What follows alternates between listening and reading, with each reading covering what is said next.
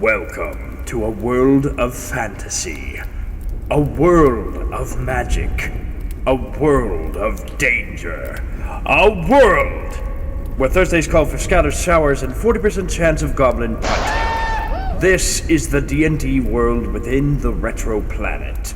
The players include Clueless Larspawn as Hom the Tiefling Bard, Jean as Crispy Bandek the Air Genasi Ranger, Jay Brilliant as Veronan Felsworn, the ASMR Sorcerer, Rikkaku the Sai-Krowe as Toba Thunderdon, the Luxodon Druid, and yours truly, Retro Kaiju as Drogar Bargash, the Dragonborn Barbarian, along with Master Wabbit as our DM. We hope you're just as excited for this campaign as we are, so sit back, relax, and enjoy this adventure in the D&D world.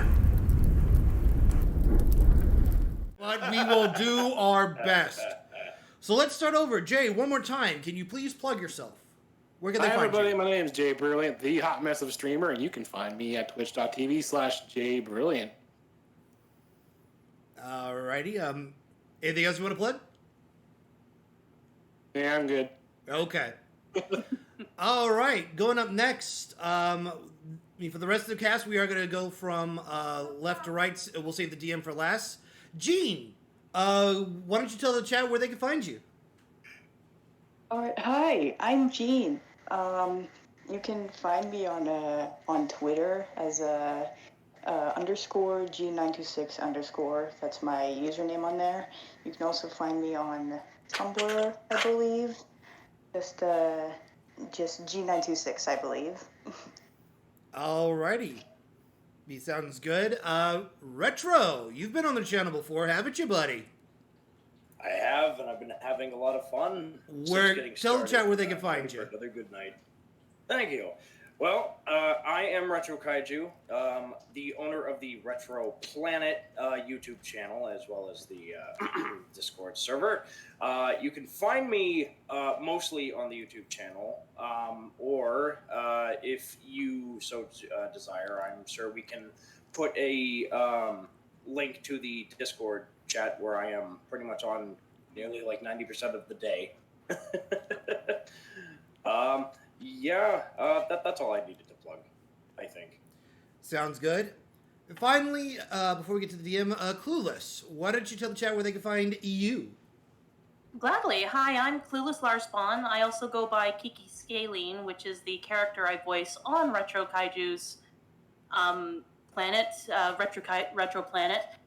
I am most active on my Twitter and on my TikTok, where I post daily. Twitter was more of a social thing on my part. Both have Clueless or Clueless Larspawn as the name. All right. And then, of course, taking us on this journey is our wonderful DM, one Master Wabbit. Master Wabbit, why don't you tell the folks where they can find you?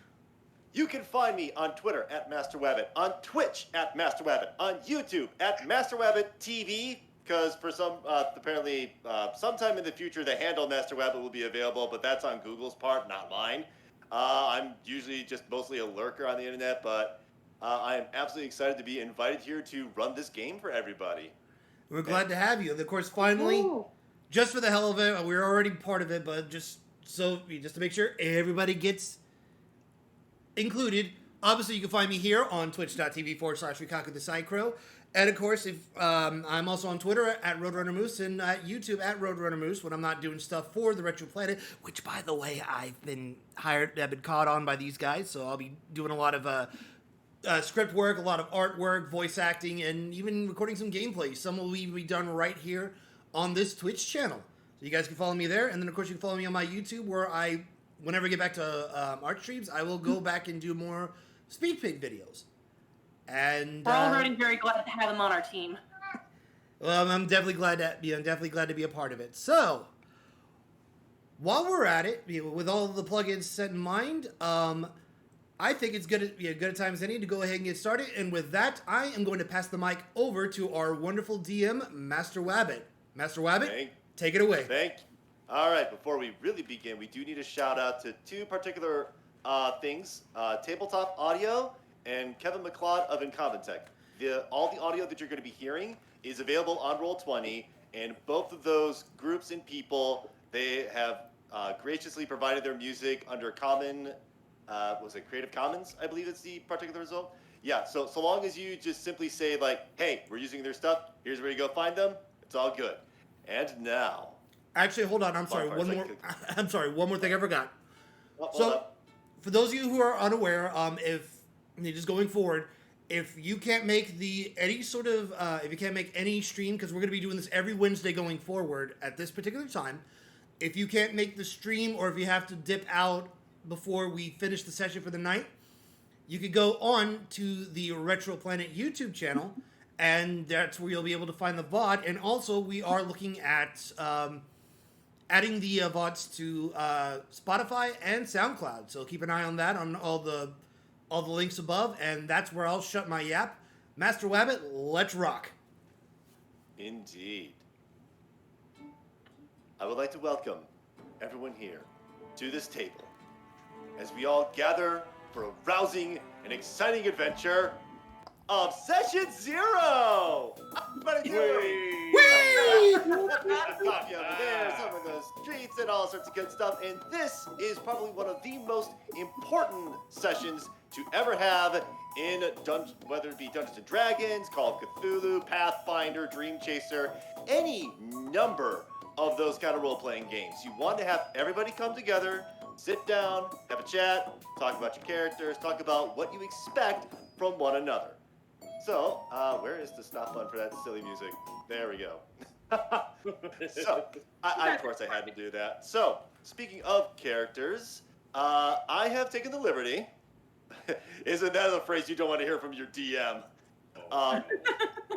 So, on the Discord, I gave them a little bit of bait of what the story is going to be, and they took that bait and they ran with it, and they've also made their own characters, and I think that is super cool. Absolutely cool.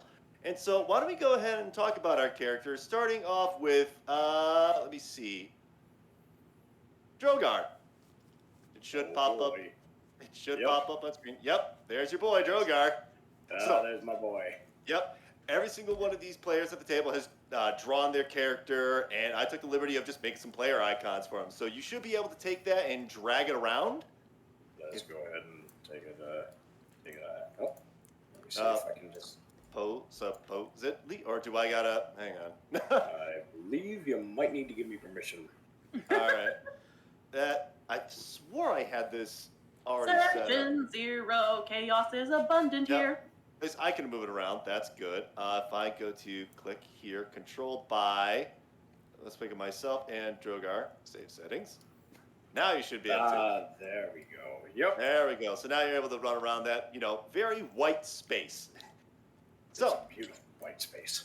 So I see that you are a Dragonborn. Why don't you tell us a little bit about your character? Don't go too much in the backstory because this goes to all the players. Your backstory will be part of the story, but we don't need to know exactly like, oh no, so my mother and father died in the storm in the middle of nowhere. Now I have to raise my 5 sisters and 3 brothers. No, we don't need to know that yet.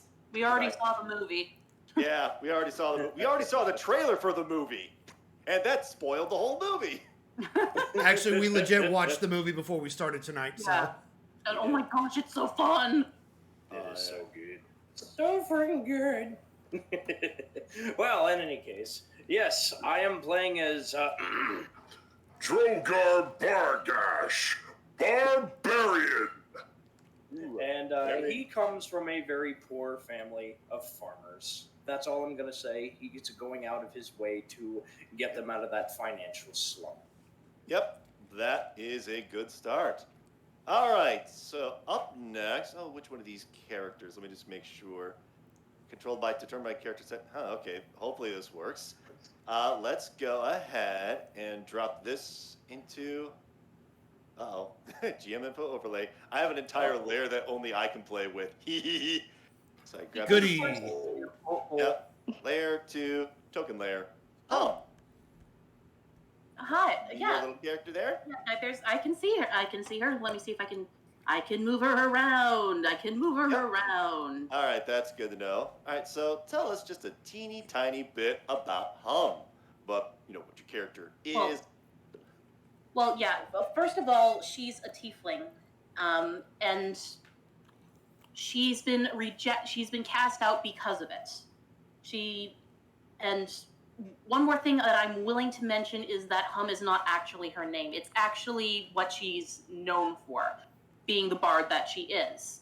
She doesn't trust anyone to give her name out yet, so that's all I'm going to say. Yep. So, good. I'm going to be with him. Aw, isn't that cute? All right.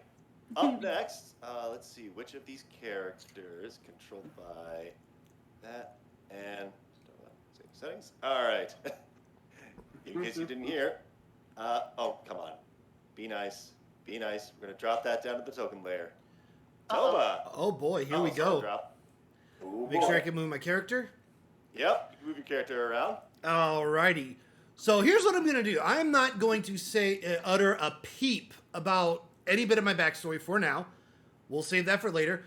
What I'm going to do is explain what the ever-loving crap you're looking at. So, throughout the entire 2 weeks, I've tried my best to basically try to explain it where I'm not spending like 3-5 minutes trying to explain what you're looking at. So I wrote it down and basically went that way. So, bear with me on this, ladies and gentlemen.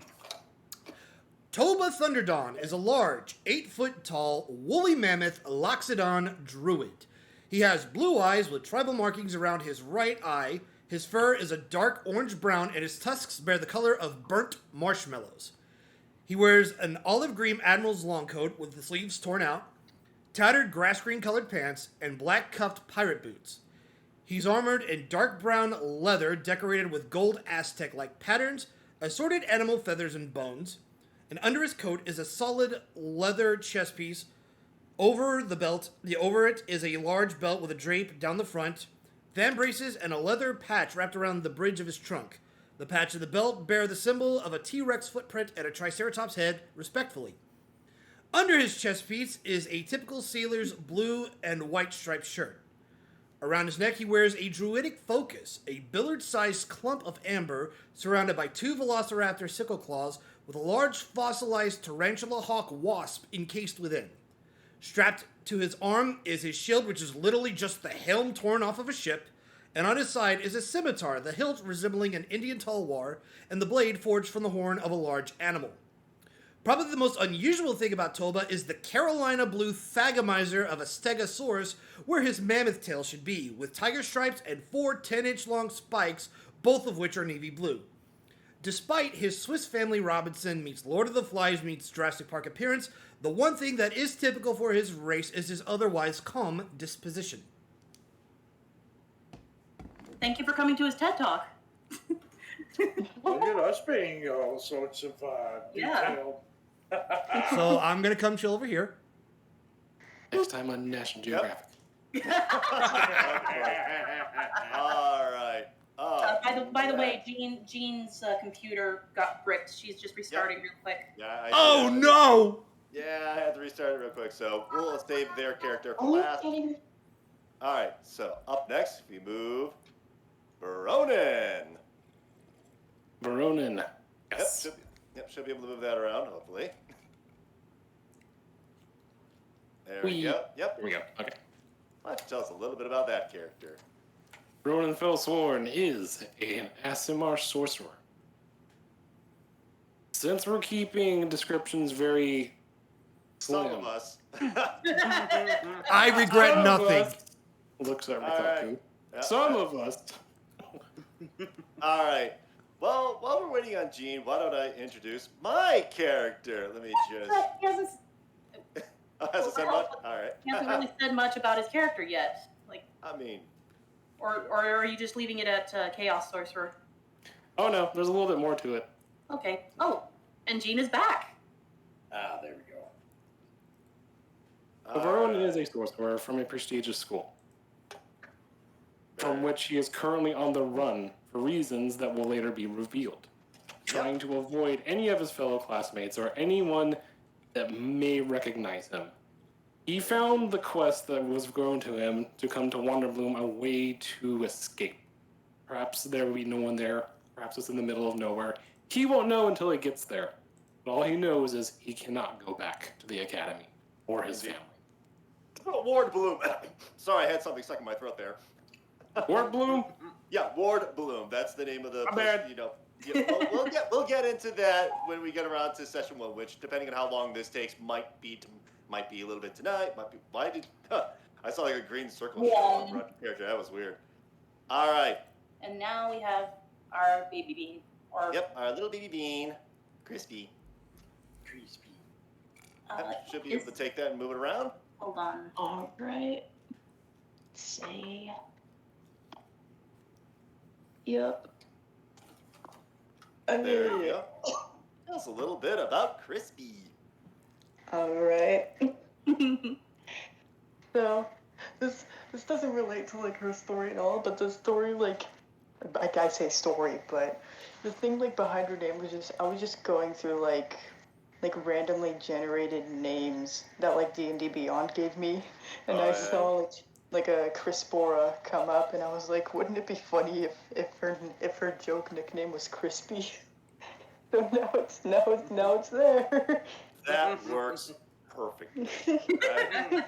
Sometimes you don't necessarily need to have the most complicated of reasonings. Sometimes it's just, hey, I think that's funny. Yeah. All right. Well, those are our players, and of course, let me just may as well put my little character into the ring. Here we go. He's a card. It's a card. This one by the wonderful Lardisos from last year's whatever. Yep. So that's totally me. God Almighty. This will not be the only character I play. Oh, trust me. I'm the DM. I play all the characters. Question. I play all the characters. Question. No. I'm not getting terrassized yet. So, for session 0, now that we've met all our characters, it sounds like you guys have gotten like your backgrounds all figured out, perhaps relationships to each other also figured out. So that's like one of the things in session 0 is that when you come up with your characters, you help each other out, like figure out like, okay, are the points all right? I assume you guys have got like all the points and stuff. I'll leave you to your characters and how that works. I'm not the as much as my ego shows. Well, speaking of ego, let me just change that a little bit.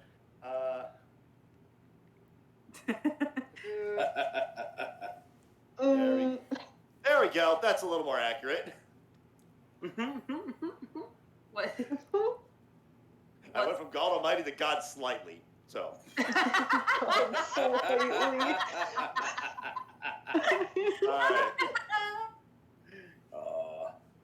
All right. So, session 0, everyone comes up with a character. It sounds like you've got your relationships all figured out. But there are also other questions that I do need to ask as a DM, because some DMs want to run serious campaigns, some want fun campaigns, some people want to have interconnected plots and different characters. Other people are like, you're facing off against Beetlejuice and Elvis Presley on the corner. Roll for initiative, right? So, wow, that's oddly I want to know specific. what my players would like to play, and that is why I let's see, GM info overlay, and then I layer down to the. Actually, no. Let me put that onto the layer map. Wait, hang on. Oops, it disappeared. No.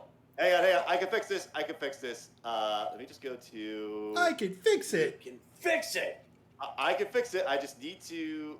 Let's see. That's map layer, and then 2 back. There we go. All right. I just had to. Yeah, there's like a Z layering thing going on.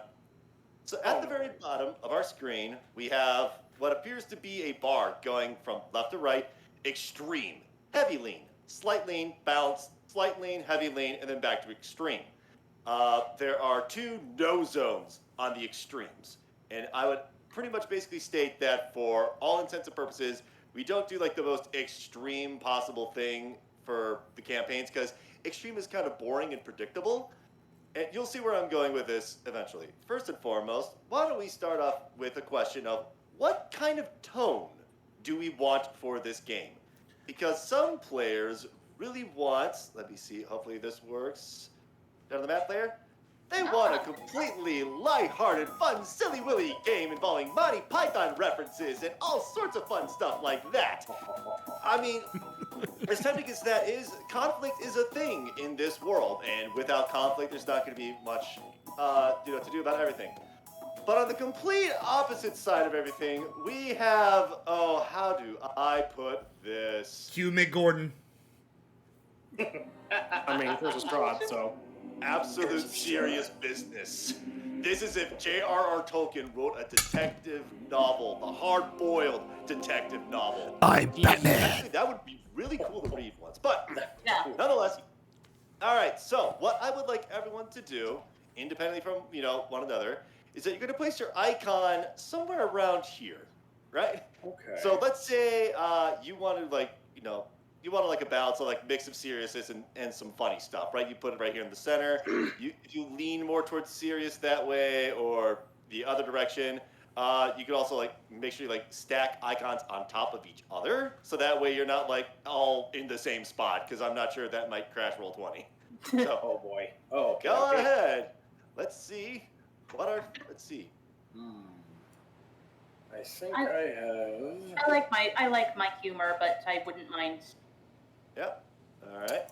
I feel a good-hearted balance of comedy, but on every now and again, be a good idea to be more serious. Something big and epic. I Yep. would say. Clowns to the left of me, jokers to the right. Here I am, stuck in the middle with you. With All you. right, so mostly serious campaign.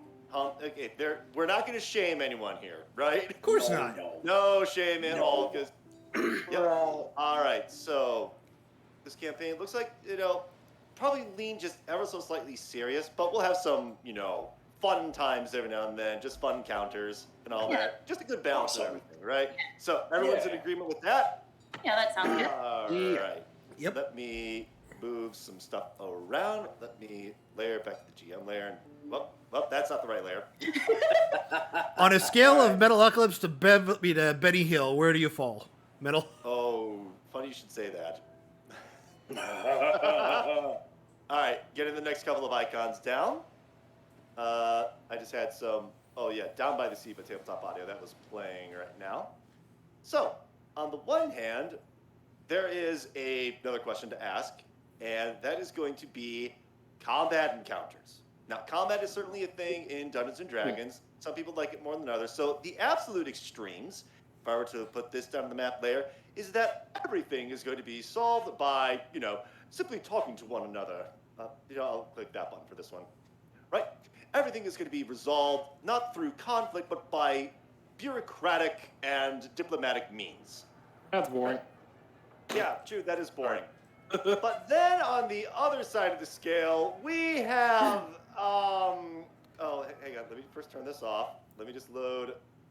Shoot first, ask Oh questions boy, never. I don't think you guys are prepared for this.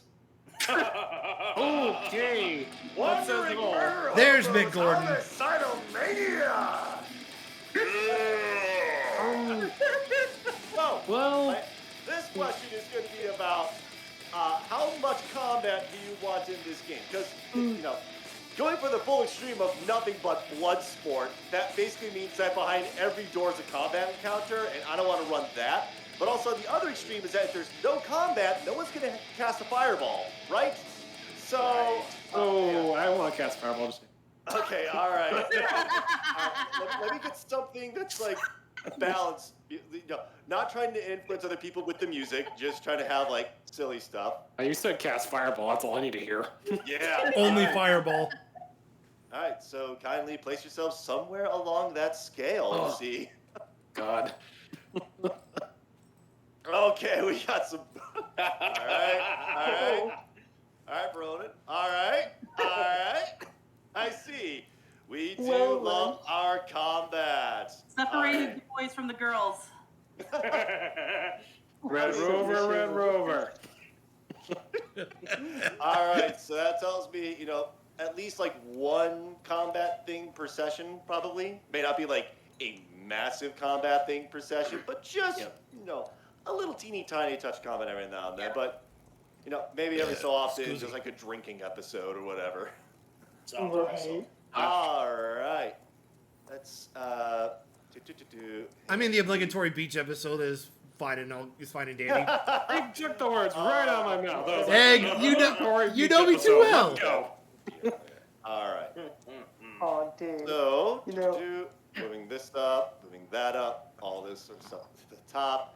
All right, so now for the final question that I, wrote down. I was like, what kind of thing do I want? Because one of the questions I was going to ask is, do we want to have, the Monty Python style tone or like Dark Souls tone? And I'm like, this group is, after talking with all of y'all, it's like pretty much y'all want to have a more lighthearted tone rather than like straight up Dark Souls, everything's gone to heck. So, Yeah, we got too much of that. yeah. Yeah. All right, so let me just stop that. Oh, do I even have anything? So we're gonna go a little switcheroo here. Starting off to the right-hand side, if I drop this down to the map layer, that indicates the plot. An incredibly simple, straightforward, no-nonsense, good versus evil plot, right? I mean, technically, this would be more or less, if I were to, oh, where's the correct layer? This would actually be more over, like, one slot here. Because technically, nothing would be off to the extreme, like no plot whatsoever. But come on, this ain't Tetris.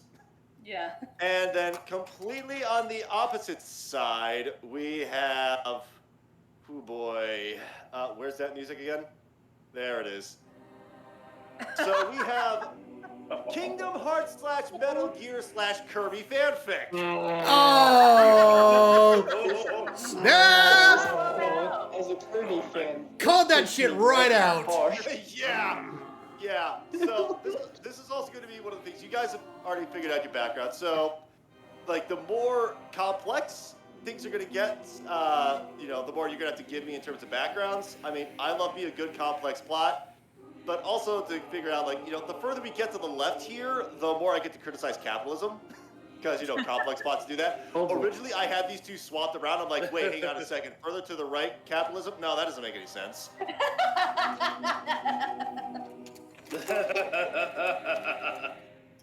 See, to our young viewers, that's what we call a political joke. All right, Don't worry, no. All right, enough of the... Okay, shut up, choir, shut up. I will be using this choir music at least once. Right? So, Gotta do that. I like Kingdom Hearts just as much as the next Joe Smo, but after you add a different plot element or another different term of darkness, you lose me. So I'm gonna go about right. Don't forget about the time travel. Yeah. Okay, I'm just gonna chill right over here. All right, so a little complex, a little simpler. Nah, we'll go more the Now- middle. Never mind. All right. You got the clutch. Boy. I mean, this is so much like. Oh god. There's no picking sides here.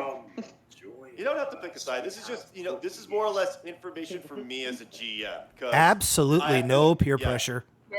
Yeah, I mean, it's like one of those things where someone really wants very simple plots, and I will just make sure like all the really complex elements would involve most of the other characters, and you're just tagging along for the ride, perhaps.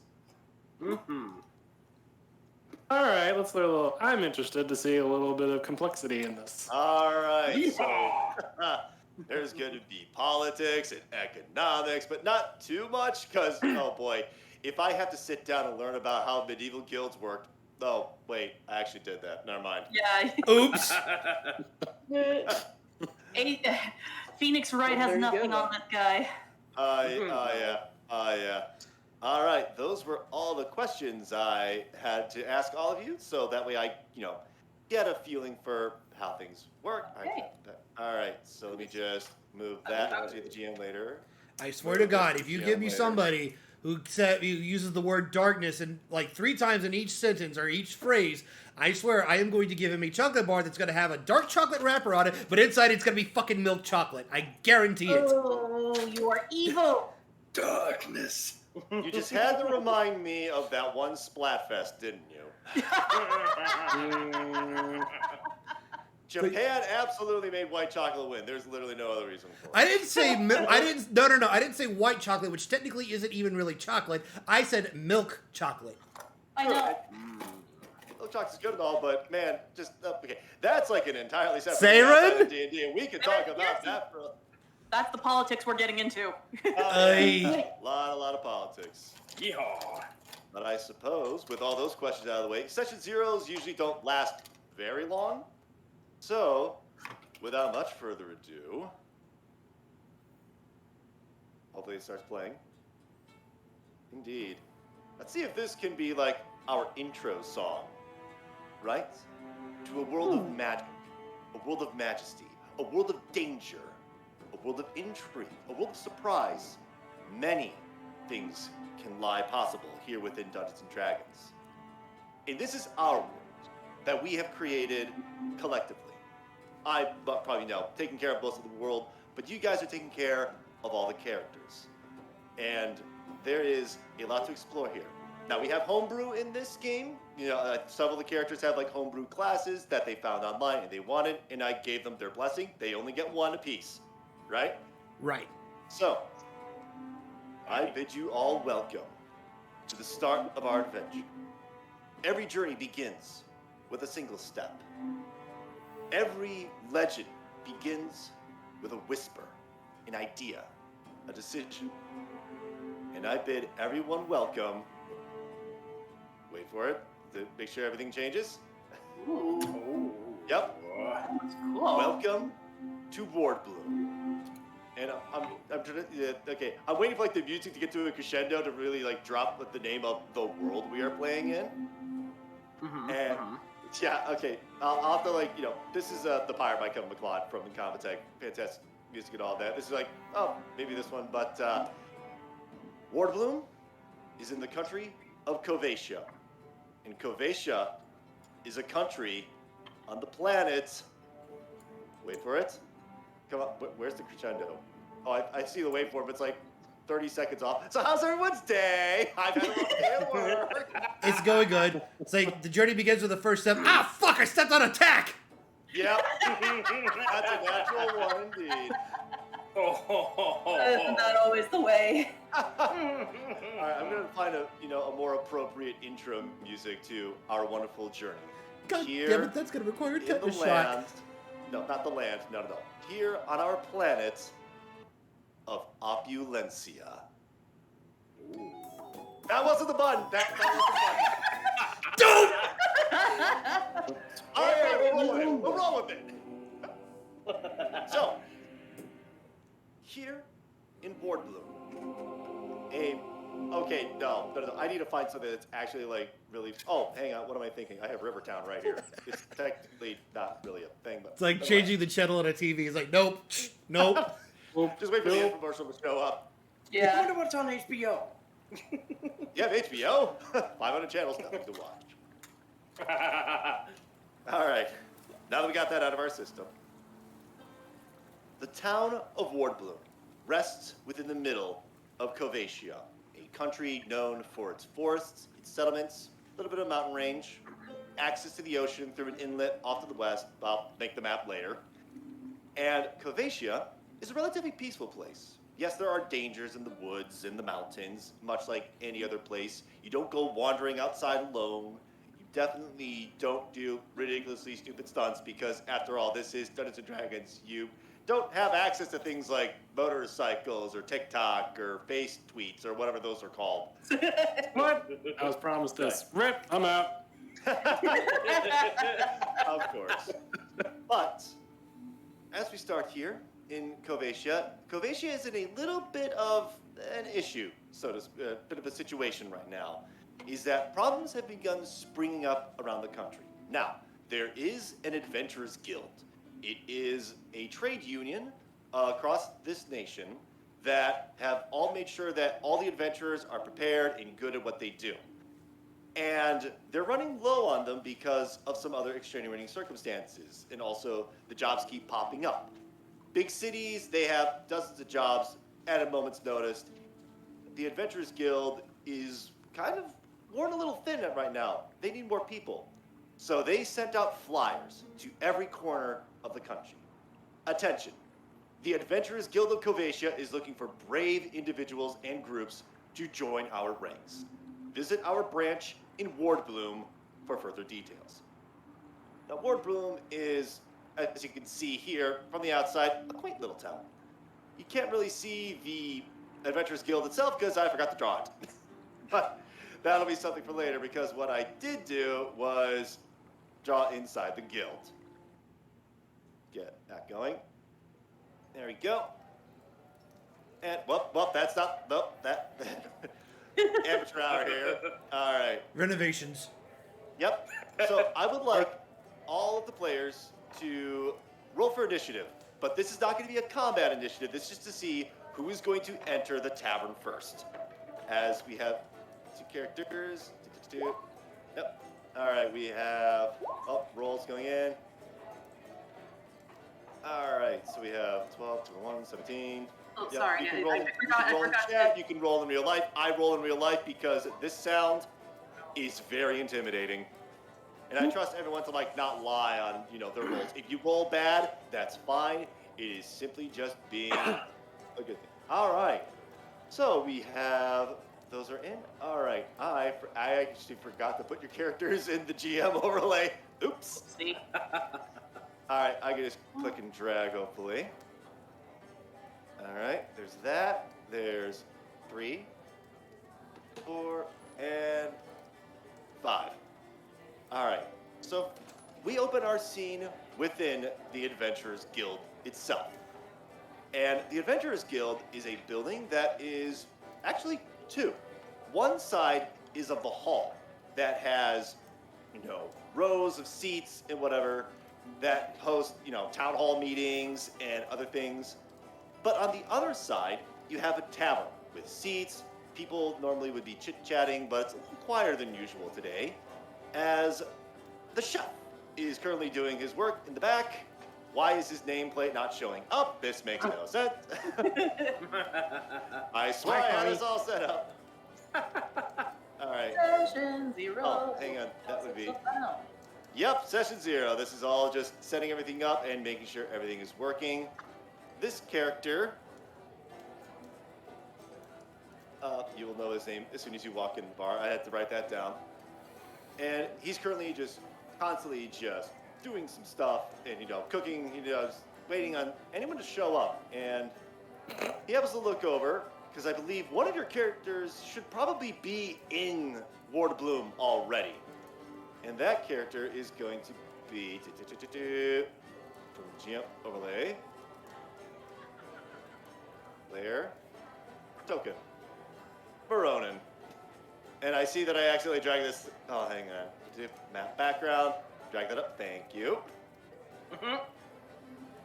So, Verona, you arrived in Ward Bloom the other day through whatever means you found necessary. And you're just sitting there and you got a flyer at some point, but you were told that, it's super late at night whenever you arrived. So you stay the night at a local hotel. All your starting items, as you are now, this is the moment that whatever you spent prior, just whatever. So now you're here bright and early in the morning. It's currently about 9 o'clock or so. What are you doing in this tavern? Repeating a few words to myself in my head. I must find a strong few. I must find a strong few. All right, so you're saying this out loud? His eyes are closed. He's waving the little flyer right now, thinking to himself, kind of tilting his head to the side, trying to calm himself down as he was running on foot to Ward Bloom. Ah. It was a rough night. That hotel was very nice. Oh, yeah, it does have some pretty good stuff, doesn't it? So as you're sitting there, you happen to know that, from talking earlier, that this character's name is Mac. He is the chef of the tavern here in the Adventurers Guild of Cavacia, the Ward Bloom branch. I need to shorten that name down. The AGK of W. We'll workshop it. We'll workshop. Okay. So Mac is calling you and saying, "Oh, hey man, you've had a rough time. So your drink's ready." And he slides over a small little drink of, water, just to make sure that, you're not dying of thirst. Let's blow you up real big there. Appreciate that. Thank you very much. Indeed. So, you got one of them flyers. Yes, I did, and, well, this is just what I've been looking for. Oh, so we've been looking for some good people, and they look like good people. And, what can I do for you? As he motions over towards a woman that has just walked into the tavern. Let's put you out there, Hum. Okay. Yep, I'm looking at the initiative list, so it's gonna go you. All right. Hum happens to walk in and should be. All right, I have to figure out what this character settings. You should be able to control your character. Yeah. Yep. And you've walked into the tavern, and I assume that you are holding one of the flyers in your hand, right? Yes, she has taken it out of her pocket just to look at it, make sure she has the directions right. Matt goes, "Yep, this is the place." He instantly recognizes the flyer and the, particular paper, the ink that's written on there. He's probably seen it. Knowing Mac, he has probably seen a lot of adventures coming through in the past couple of days because of all the stuff that's happening. We're gonna get you water, something to eat. For now, just a place to sit. Sure. I've traveled Plenty of quite room a over bit. here. Indeed. So, you take a seat. Is it going to be next to Veronin? Is it going to be on the other side of the bar? It'll be here. Okay, sure, one of the seats. Note to self, draw more seats. Oh, I just noticed the seats. Okay. Veronin's standing here. Not slight against the drawing. Yeah, just... I wasn't going to mention it to you, but that just seems kind of weird that you were just standing there the whole time. I didn't want to bother you in your... No, I'm on this seat right here. There we go. He's just on the corner. Yeah, I'm in the corner. All right. And it's Max about ready... And Hum is as far away from the others as possible, so she can gather her thoughts. Yep. All right. Oh man, a lot of strange people, and all of a sudden you hear the wood starting to creak just a little bit underneath the weight of none other than our good friend. Wait for it there. Toba. Ronan's gonna look up at Toba, recognizing him. So He's gonna Toba squint. looks at Toba looks around, double checks the piece of paper from his coat, checks the address, looks up again, does one more check, and checks the others like, and my apologies to both Wabbit and Clueless here. Yep, this looks like the right place. He scans the area and then he notices Veronin. Oh, there you are. I've been looking for you. Veron's gonna look back at him, kind of go stoic for a minute, and then you'll see a wide grin go across his face like, Toba, is that you? Veronin Fellsworn, how you doing there, bud? Fine, but it looks like you've seen better days. What is all this? I tell you, it's quite a long story. Hey, chef, you got any ale hanging around here? Oh yeah, sure, I got some ale for it. And he starts reaching behind the bar. Okay, above game, what is the fantasy equivalent of IPA? IPA. Fancy. Here we go. I'm checking the DM screen that I have here from the used copy that I bought. What is food and drink? Ale. He's like, you want a gallon or do you want a mug? You know what? Gallon sounds really tempting, but I think I'll just go with a mug. Been on land for quite a bit. Need to regain my sea legs. Sure thing. He, takes out a bottle, pops the cork. I don't actually drink alcohol, so I don't know if ale comes in a cork bottle or not. And, Good guess. I don't know. Yep, it does in our fantasy world. All right. So As he's doing that, Toba's going to take a seat in the corner right next to Veronin. All right, sure. Pulls out a mug, slides it over to you. That'll be 4 copper. Certainly, eh? Sure. Hey, what, Toba? Real friends. Make sure you deduct 4 copper from your paper. I trust you people are going to do that. I will need to remind myself how to do it later, but in the meantime, I'm going to make a note, Yep, minus 4 copper. Yep, actually, I should be able to. Let me see, D&D stuff. Should be able to go into the website that we're using, D&D Beyond, for all this. If it's in there, I should be able to just edit it directly. Which, while I'm doing this, apologies, ladies and gentlemen. I didn't know the proper way to do this, so where I'm not covering over Roll20. So I'm basically going to be jumping between tabs and all that. Please bear with me. Treat this like an audio podcast with a visual treat, right? Yeah, well. There you go. All right, so let's see. That would be an inventory. So, to my character, he would actually offer to pay for because he is kind of well-to-do, and Tobar is his good friend. Oh, He has sure. 10 gold. So he will obviously be like, Tobar, I got this one. Don't worry, friend. Oh, that's awfully neighborly of you, man. Thanks. Are you drinking anything, Ronan? Water for now, until I can stomach alcohol. Oh, well, the same, chum. He holds up his glass for you to cheer. Ronan will reply the same. He will hold up his glass to cheer. Clink glasses and just sticks the trunk in and just goes.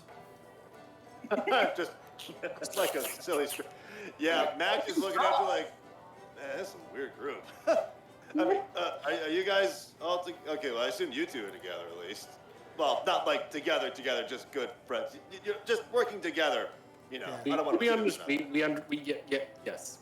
Toba will look over at Hum and will ask Rona, is like, this another friend of yours? No, she just came in here. I suppose she's here for the same reason that he points to the note that Tobar has. We are. He holds up his as well. Yeah, well, hell to you, madam. You take a part of this quest too? Possibly. I wasn't really thinking it would actually work out. If need be, and if I'm seen as fit to join the guild, then I certainly shall. I just wanted a place to sleep and perhaps a place to busk. Oh, that's all well and good. Oh, by the way, Ronan, when you're done here, I needed to talk to you about something arcane related. If you could help me out with that, that'd be great. Well, I Drogar, suppose so. you walk in while this conversation is happening, and I'm assuming you yourself are also holding another one of these flyers. Indeed he is. He is holding it in front of his face, squinting his eyes at the words, and then looking up. Is this the right place for the Adventurers Guild? Holy, Mac is like taken aback, like, wow, hi there, wow. Mac is, let's put it this way, Mac, for the past couple of days, a bunch of adventurers come in, mostly humans, elves, dwarves, but this is the first time that he has seen in like a dragonborn and a woolly mammoth and a tiefling all together. It's like, this is Bud, I'd really appreciate if you just prefer to be as a Loxodon. Thanks. Loxodon, right? Okay, Loxodon. So Mac doesn't say that out loud. He's like just thinking that. Oh. So okay, never mind. I didn't say nothing. All right. So Mac's like, oh, taken aback because he was listening to the conversation, and all of a sudden you just pop up out of nowhere. Hi there. Yeah, this is the guild of. He's just a little overwhelmed at this point. It's like, wow, so many people just showing up here. What can I get for you? We got drinks, we got food. Of course, we have opportunities. I'll take whatever mutton you have, as well as a nice mug of ale. All right. Starts pouring a mug of ale, and he starts, so he makes a signal to the back for, what was it, like just a meal that you guys had? All right, so he's like, doing a couple signals in the back, and you see like this little dwarf character, like give a thumbs up, and go in the back, door closes, and after, it's gonna be a couple minutes, but here's your ale for that. It's gonna be 4 copper for the ale, and as for the food, that will be 6 copper, so it's like 10 copper for the whole thing. So like 1 Right, silver. thanks. Very well then. Yep. Passes it along, and there Yep, you takes have it over, back boxes it. Thanks, sir. There's your drink. He slides the drink over to you. Food will be out in just a moment. And while all of this is going on, let's see. Our last character has entered into the fray. Well, it's less of a fray and more of just everybody sitting down and meeting at a tavern, like the most stereotypical thing ever. Crispy. You walk in. You're right here at a tavern. And there are 4 striking individuals here. There is a dragonborn, a loxodon, a tiefling with like a little veil over the face, and a dude with white hair from the angle you're looking at. And you yourself also, you yourself also have a flyer I'm assuming, on your person at some point. Yes, sir. Yep. So you've just now entered the tavern of the Adventurers Guild of Cavacia. What would you like to do?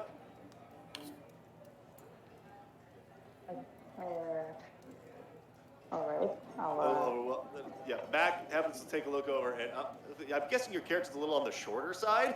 Yes, 5'4" Okay. to be exact. Yep. All right, he notices over, he looks down, and says, oh, hey, there's some spot over here. I see you got the flyer on you. And he motions over towards an empty table, not an empty table, an empty chair next to the bar that, is next to these 4 wonderful individuals. I prefer to stand. All right. No. All right. So, what can I get you? Drink, food, or something? As he says this, there's a door rattling in the back, and a dwarf is carrying what looks to be a plate of meat of some sort and potatoes with a little bit of greens on the side. And he goes up and is like, "Hey, I got your food here for the Dragonborn. Where's? Oh, there you are." He just, kind of like jumps up a little bit and places the food right next to you, Drogar. Ah, I've not eaten this good in a long while. Really, huh? That's kind of, well, enjoy your meal, sir. And he walks, towards the back and, has a seat next to the door, in case things should come up. I'm looking for something. All right. Dude, that's what that character's name is. So, 1, 2, 3, 4, 5. Oh, All right, sorry, well, that was that's my stone, my speaking stone. I'll turn that off. Mac's like, yeah, I've got one too. Don't worry about it. Oh, hang on. Let me just turn that off.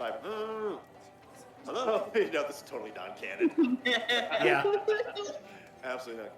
Well, 1, 2, 3, 4, 5 adventurers. Let's just move Crispy over here. Over here with the rest. So, you 5, you're a rather odd bunch. Y'all working together? Or y'all just like individual sell swords or whatever? Well, I personally know this guy, pointing to Veronin, this guy over here. As for the others, can't say I've met him before. Hell to the rest of you. Yes. All right. Hey, well, I assume because of all the flyers you hear about the positions that are available here. Or you Yeah, could let me say go that the inspiration kind of hit me in the face. He flashes back to when the flyer smacked him in the face while he was getting off the ship. You're not the only one who wrote that in your bio. I think like 3 of you somehow. I just placed the flyer in the Discord, be like, let's see what happens, and like all of you decided that you didn't see it on a board somewhere. It like smacked you in the face or flew into you or something. Man, Hey, it's not my Cavacia fault people has a can't pick littering up after problem. themselves. I guess so. All right. So, Mac's like, all right, let me get the owner here of the Adventurers Guild. Yuvan! And he starts motioning over towards a man in the corner who is chatting with an elf wearing a red coat, and let's say a human, he's chatting with him. He looks over and it's like, oh, be right with you. Yeah, that's Yuvan, the owner. He's a pretty busy guy. I mean, he has to run both, not just the tavern here, but also the Adventurers Guild of its own thing. It's kind of a long story. Toba's actually a little uneasy at the sight of the elf. Oh, a little, okay. Yep. Don't worry about it. It's fine. What's the matter, Loxodon? Has an elf got your trunk? That should be another time. Doesn't help. He but, takes well, another. a small snicker at that. All right. As we get another time, he takes another drink of his ale. Well, now. And out strolls Yuvan. He is like an olive-skinned, dark brown hair human. And he comes around and it's like, hello there. How are you all doing? Can I get your names? And Mac's like, oh, I'm Mac. No, I met the others, you dumb. Mac is laughing so hard. It never gets old. It never gets old. I love it. So, Yuvan, motions towards. What is your name, sir? And he motions towards the Dragonborn. Oh, it's good to meet you. I am Drogar Bardash, Barbarian.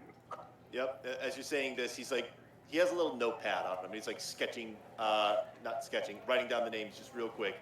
You can surmise because as soon as you say Drogar, he just like scrambles, like, quickly writes that. All right. And to you, madam, he gestures towards the tiefling. If you must refer to me by an identity of sorts, please identify me in how I cast my charm. You can call me Hum for the time being. He, for Drogar, he like quickly sketched that out. For Hum, it's just like scratch, scratch, scratch, scratch, scratch, scratch, scratch. Okay. That's weird. And to you, he knew Veronin from the day before. Veronin, yep, I already got that down because you showed up last night and we, said tomorrow morning. And who's your Loxodon friend? Thunderdon's the name. Captain Toba Thunderdon, at your service. Toba, got it. Well, the four of you are certainly here to, and back elbows him as like, there's another. Oh, he leans over the bar. And, yeah, there's Crispy's there. Just a little short. Veron's gonna like get over at her, like notioning to the small one. Yeah. It's so small. My bad. I didn't see you there. It's one of my faults. It's quite all right. It happens quite often, really. I'm sure it A does. bit of a tiny thing, aren't you? Yes, sir.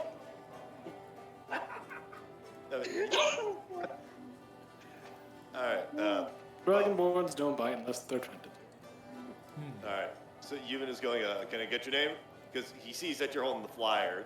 It's shaking in your hand a little bit because you're so nervous. She's a very nervous little thing.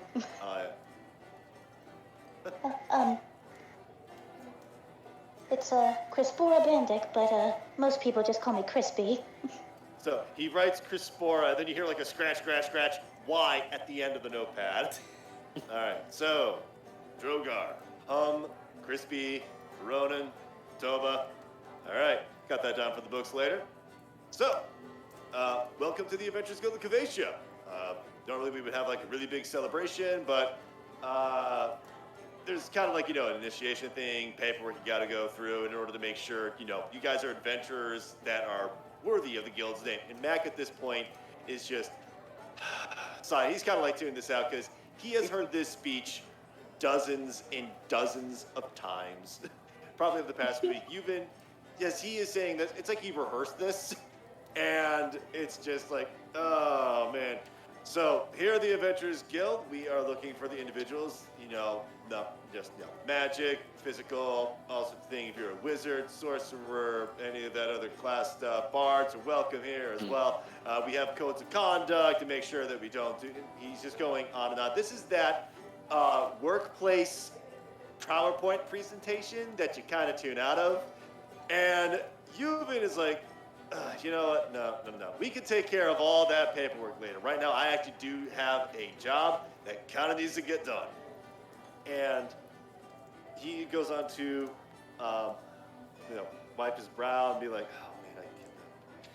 So there is, normally we don't ask of adventuring guilds people to do this. We have, regulars who kind of do this work, but it's guard duty for supplies from Ward Bloom to the place of Port Town. And Toba, Port Town is a name that is somewhat familiar to you because it is a day's journey away from Ward Bloom, and that is when you first found that flyer that smacked into your face. Oh, okay, so Port Town, was it? Yep, Port Town. It's a very incredibly creative name, I know. That's okay. And, I'm sorry, what else was there about it? Port Town, Port Town is a place where ships go to port from an ocean inlet that you came in from. That, I believe you wrote that down. It's like you stepped off of a ship and a flyer came smacking you in the face. So Port Town, got off there. Okay, Yep. got it. Yep, that's what we got put up, and it's, kind of a rough day's journey. Whenever you got there, probably like stayed on the road, and then you ride this morning, so you're fully rested and all that. Don't want to, cause problems. And Yep. Yuvan, is going on. It's like, all right, the stuff that you're going to be protecting, it's really just food. I mean, normally we wouldn't do this, but there's stuff happening way out to the west that most of the other Adventure Guild people are taking care of it, and that's why we're so short-handed right now, and we need the best. We need you. And you can tell in the way that he says you is that he's looking at all of you, and there is a bit of hesitation that he's like, he's looking for characters who are like level 5 or 6, not necessarily level 1, but, you know, you got to play the cards got with you. So, let me just get in touch with the guy that's going to be, you know, supply over, and we can send you on your way, and once you get back here, we'll talk, we'll pay you. That's basically it. And Mac is like, really, come on, man, you're the guild leader. Have a little more confidence. And Yuvin's like, okay, fine. Welcome to the Guild of Cavacia Adventurers. And Mac is like, no, Adventurers Guild. I cannot believe that Georgie decided to give the job to you. And Yuvin's like, man, I'm doing my best here, all right? So, Hopefully anyways. representative these people are they? Yeah, right. Meanwhile, I'll go fetch the driver and let him know. So he whisks away, quick out of the bar. Mac is like, you're gonna have to give him. Yeah, so Georgie, he was the previous owner of this place. Not just of the tavern, but of everything. And not everything. The Adventurers Guild and of the tavern. He retired because, you know, age gets to us all, right? And Yuvin was essentially chosen to be the next leader. But you can tell he's a little out of sorts. He'll come into his own eventually, I promise you that. And... Yep. It makes sense. It's a darn shame, though. It seems like he's got a lot on his plate already before he took the job. At least that's how it feels. With me anyway. Yes, indeed. Who's that? But someone over by Whoops, that's not the right layer. You're not supposed to see that. I was going to say, am I seeing a coach? That's 0/1, ladies and gentlemen. You run a tight ship here. I believe I've heard stories about him. He's supposed to be, I think his name was, Sir Not Appearing in this campaign or something? I don't know. Oh, he's sir appearing in like 2 minutes. Oh. So, Drogar, you hear a voice that comes from, like, your lower left. Are you done with that plate there? Oh, yes, of course. Yep, you know, I just pick got clean, finished. absolutely. All right, thank you. Dwarf, you know, hops up, grabs it, jumps down. You know, maybe we should invest in a step stool there, Mac. And Mac is like, we're working on it when we get the funds for it. How much is a plank of wood? Just get back to the kitchen. And the dwarf is like running gumbo. That's some butter. You're short on How much? Yep. And it sounds like the dwarf is coming back, but this time it's not a dwarf. The previous dwarf had like a hat on and, you know, apron on. But this next fellow that comes in, he is not wearing a hat. In fact, he's bald, but he's got a longer beard, black, a little bit of braids on there. And alongside him is Yuvin. So, from there, all right. Yuvin comes in and he's like, all right, so, Ruffin, you want to talk about the job? And Ruffin is the name of the dwarf. That is going to be the driver. So, Ruffin's like, oh, so you're the adventurers for helping me out here, huh? So That is correct, sir. That's us. Indeedly You're do. a tough one. You're a tough one. He's like looking at the Dragonborn and the Lockstar. Like, you're a tough one. You're a tough one. Baronin, oh, yep, you're certainly a tough one. She seems nice. Crispy, you're a person. So, Wow. I'm just, we take all sorts. So, here's what's gonna go. So, normally this would be done by a bunch of regulars, but they've all been helping out the war off to the west. And Yuvin's like, don't mention the war yet. What? We all know it's a war happening way out to the west, involving our country ain't our problem. But Yuvin's like, oh no, please, no, we'll save the politics for later. Robin's like, oh, sure thing. Right quick, Well- would I know anything about the war? Just curious, like who's Who's fighting it? Go ahead and. All right, give me. Let me just. Yep, first major roll of this outside of initiative. Where is? Oh, come on. I have an actual DM board, and somewhere around here. Okay. Give me a history check. Okay, stand by. Yep. Give me a history check. History check. Give me a second. That would. Where would that be? Hold on a second. Be under proficiencies, I believe. Proficiency. Yeah, Here we go. should- That would probably Okay. help. Yep. Languages. No. You know what? Just for right now, what would that be? Like a D20?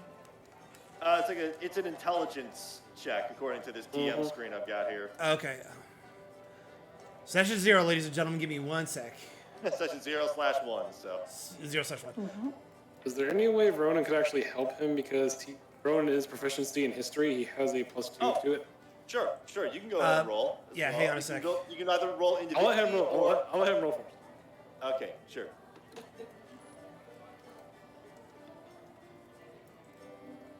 How are you doing there, Tiefling? I'm doing well. Just showed up, giving my feet a rest, listening to the music in this tavern. A bit of a quiet one, aren't you? Oh, here it I is. find no reason to sing. Oh God, that's I a find no negative reason 1. to speak. All right. Well, Hold on, I haven't rolled yet. Okay. Yep. Where did it go? Like, Here we go. if History. Here we go. history check. First roll, and that is a 16. All right, with a history of -1. All right. So, Croatia is part of a group of countries that make up something called. Let me just check my lore. I have a lore book. All right. It's part of a group of countries known as the Korovos Union. The Korovos Union is essentially kind of like our modern day United States or European Union. I'm sorry, Rikkaku, could you spell that for me? Corvos? So Korovos, it's Corvos. Corvos Union, okay. The Korovos Union, that is what is collectively referred to. Essentially, the Korovos, the countries that signed the Korovos Agreement, a list of rules and regulations that all countries who sign agree to do with it. You don't know about all the little details about economics and stuff. There are two major things that are somewhat important to note. Free travel is guaranteed for all people between each of the Korovos Union countries.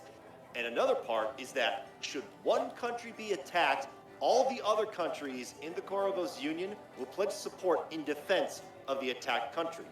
And way out to, hang on, did I say west or east? I think you said West. west. He said west. Okay, well, it's west now. I haven't drawn the map yet. So there's a country way out to the west that's part of the Korovos Union that is currently under attack by some organization. The news in this day and age is kind of hard to come by, but there are always whispers and rumors of wars and all that. And the reason why the Adventurers Guild of Croatia needs help is that they have sent some of their best men out there to defend, to help out in that area, but also leaves fewer people to help out within the country. And the Adventurers Guild of Croatia is kind of like a national. So you basically know that Croatia is not at war directly, but it is a country way out to the west that is at war with another country. And because of the agreements of the treaty, is that every one of these countries is going to pledge support of some kind, whether it be financial support or weaponry support, or in the case of Croatia, manpower. Okay. Yep. Super quick, if you don't mind, I wanted to give you a quick DM of something we had sure. discussed about. Just wanted to see if Oh. this was any verification, or maybe if this had anything to do with that. If you don't mind. Oh, you mean your backstory? Yeah. I Yeah, think 'cause that I- means yeah. Boy. I don't think I gave you names. So. You gave me two names. One was a place and one was a person. I gave you a placeholder. I don't think I gave you proper names. Oh wait, yes I did. What am I saying? Yeah. Okay, well here's a little bit more detail. To you, Yep. Let me just double check. Way out to the west. You would surmise that it could be related to that, but you aren't certain because there's more than one country out in the west, and there's certainly it's a possibility. But with a roll of 15, it's one of those things that you're not so sure because war can come from literally any direction and for many reasons. So, yeah, the gears of Toba's head's are turning a little bit. He's thinking it The could be hamster's something he's slowing down, familiar being with, like, "Wait a but minute." it's like could be anybody. So he just Right. he keeps that locked in the back of his head and he just shrugs. Yep, and meanwhile, Ruffin this entire time has been going on about politics, and that is why this country. Oh, sorry, I should probably get to the job. Yuban's like, yes, please, the job details. Right. Well, you five, come meet me outside real quick, and we'll get this job going. Because the sooner we leave, the sooner we can get the port down. And Yes, Very sir. well. yep, so you all decide to leave the bar. Not the bar, the tavern. Let me just get things setting up on my side. All right. So we're going to go into. There we go. Getting all this set up. Where is the music? Stop with the music. Thank you, because we're no longer in a tavern. We are outside. So, just grab this character. All right, so Ruffin walks outside, and here we are on the road out to Wardbloom. And from Wardbloom to Port Town, to be specific. And, there are two draft horses. There's one that's brown, one that's gray, and it's carrying a cart behind them. Now, this cart has high walls on either side, but on the back there are none. And you all let's just drag everybody over one at a time on the correct layer, Wabbits. Token layer. All right, everything should be seen here. So we got Crispy, Drogar, Hum, Toba, and Veronin. Let me just make sure all these. Okay, I don't know why it's not doing the thing it's supposed to be doing. Because for some of you, when I drag your character tokens out, I have to right-click and say, yes, this character can control them. But other ones, I think it's Hum's is the only one that for some reason she can grab it and do whatever with it. Yeah, I'll have to look into that on my side over the weekend. That is weird. Yeah, I thought I set it up for characters to do that, but yeah, I'll have to look into it when I got time to look into it. All right, save settings. All right, so. All right, here we go. Bonnie, Clyde. He's motioning to the horses. Bonnie is the brown horse, and Clyde is the gray horse. So, if you want, you can make yourselves comfortable in the back there. All you got to do is make sure that in case anything bad happens, you take care of it. But hardly anything bad happens, really. This is more just a formality. This is like the steady work that comes in that keeps the guild running. Sure, there are the big jobs every now and then, but stuff like this happens every day, and you get your fair day's wages off a fair day's work. A little more than that, if you ask me, but all right, climb aboard. So he, let's see if I can do this, hopefully. If I can move this up. Oh, sorry, Drogar, didn't mean to move you as well. So- I'm being controlled. Sorry about that, I have god powers like that. So, I mean, I'd have quite the hold on you. Yep. All right, out aboard. Yeah, they got And, a hold on me. Yep, he is. Yep. So, Drogar, Hum, as you are making your way towards there, you see that from the halfway part of the cart going forward, there are boxes of produce, fresh tomatoes and wheat and corn that came from wherever nearby agriculture fields. They're clearly labeled like tomatoes and stuff like that. Uh-oh. Gene, are you still going to be with us? Her computer just Don't locked. worry. Yeah. My computer's being mean to me. I Oh, need no. a new one. Oh. We're gonna get you that I'm- new stat. Poor thing. Yeah, All I've right. been meaning to get a save So, up worst for case a scenario, I new can one. always just control Crispy here. Don't worry, it'll do for now. Yep. So at this point, Ruffin's just waiting for everybody to pile onto the back. So what is everyone going to be doing? Is there even room for a character? Oh, sorry. Go ahead. Well, There we go. it looks like Drogar was already making his way in. He was like 1 foot in, but it's like, I don't know. Should I go first? Should I go in? Should I go out? Should I go out? Good. Put your right foot in. All right. So Is there even room for a character my size? oh, there's plenty of room for all of you in there. Heck, there's room for 8 people, but there's other supplies. You can move it around if you need space. Well, okay. So Come on in, everyone. The All right. box is fine. Yep, Crispy, hops up a little bit, is stuck a little bit, but gets inside. And there we are. All right, so you're going to be. Where would you like to be sitting in this car? Well, I was going to wait, and I was going to have Hum stay back and wait until everyone goes in first before she sees if there's any room left. Oh yeah. Toba's gonna hang in the back just to kind of help with balance a little bit. All right, so Toba's in the back there, Yep. and Crispy, may I? Is there any room back there? there is room, Crispy. It's going to be a tight squeeze, but everybody can fit in there. Can I hop on then? All right. So Crispy makes room, and goes on board. Thank you. Come on over here, little one. Oh my. What's that? Okay then. Yep, kind of crawling away over boxes. You're rubbing the back. Careful, don't damage the merchandise. I know it's all boxed up, but don't treat it too harshly. All right. Nothing to worry about. I'm so Everything is small I fine. probably won't even leave a dent. All right. Well, off we go. And then he goes like, and everyone starts moving north. So we're just going to pretend that the road is going on ahead. So on the journey to Port Town, you are all now on guard duty, and in case anything happens, not like anything ever happens on these roads, despite the fact that we swapped to a top-down perspective when we weren't. So, what is everyone doing? Does anyone have a deck of cards? I'm afraid not. I'm just humming to myself as I usually do. It's been a hot minute. Let me double check.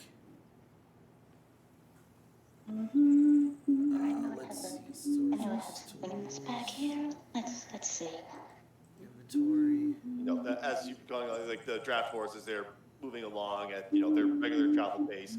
By the time by the time your journey is ended, it's only like 20 or so miles out to Port Town. So by the time you get to Port Town, you started at 9. It's about like 9:30. So 16. So that's like 4 o'clock. Yeah, 4 o'clock in the afternoon, you'll be there. And since you're all riding in a car, you'll be fully rested and all that. So, as we're all on guard duty, is anyone keeping a look outside? Veronin seems to be focusing on something. Oh, Veronin? All right, I would like for you to make a perception check for me then. That should be a wisdom check as well.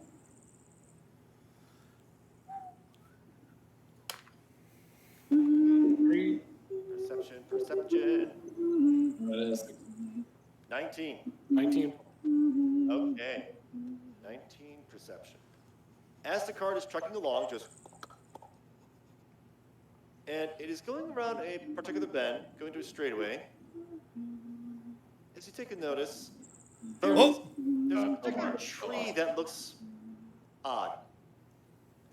Oh no! I fell off. I fell off the cart. Hang on. He fell asleep. No, Toba just kind of enjoying the travel and hearing hum the hum or tune. He kind of just falls asleep and just kind of falls out of the cart. Oh! Yeah, Toba's like, oh, you all right back there? All right. Yeah, fine. He's All right. fine. Maybe you Climbs should back on. get a little further into here so you don't fall out again. That would be smart, wouldn't it? Oh dear. I'll twist her up couldn't again. quite help How it, about that, Omar? No disrespect to your humming at all. It was actually quite lovely tune. I just guess it just nodded off a little. But it was it was a bit of a long trip getting back into Port Town. Right. So, Veronin, as you were shifting about there, that's when you noticed that one of the trees up ahead has a strange light hitting on it in a way that doesn't quite make sense. Normally, sunlight would hit a tree and it wouldn't really shine on the trunk that much. Is the wagon still moving at this point? Oh yeah, it's still moving. Can we stop for a second? So you say to the driver, stop for a second or something, or what do you do? All right. So Because the tree has caught his attention. Whoa! All right. So at this point, horses stop there. Everyone's like, "What seems to be the problem?" He points at the tree. There seems to be something very irregular about this. Huh? Does anyone else see it? Tree. Oh, I think I see. Oh no! And as you were saying this, you hear this. As that tree that you were looking at gets very bright and then lands right in front of you. Now, because you stopped them so far back, the horses are a little spooked a bit. Whoa, easy, Bonnie and Clyde. And at this point, well, a tree has fallen in front of you. What do you do? I'm gonna go and Baronan's going to investigate it because again, there's something very weird about this. Tobo will assist him. Okay, so Drogar, Crispy, Hum, are you three going to be doing anything? You've all heard and seen a tree just fall right in front of you. Hum is going to step outside and, but not go past the back of the cart, just to sort of judge at a distance. All right, so please place yourselves on the board where you guys are standing. So, Hum is going to be standing there. Rona, wherever you end up, I'm next to you. All right, Ronan's right there. So I'll come up over here. I cannot move my character. Oh, hang on. Hang on. I can fix that. Where is the button?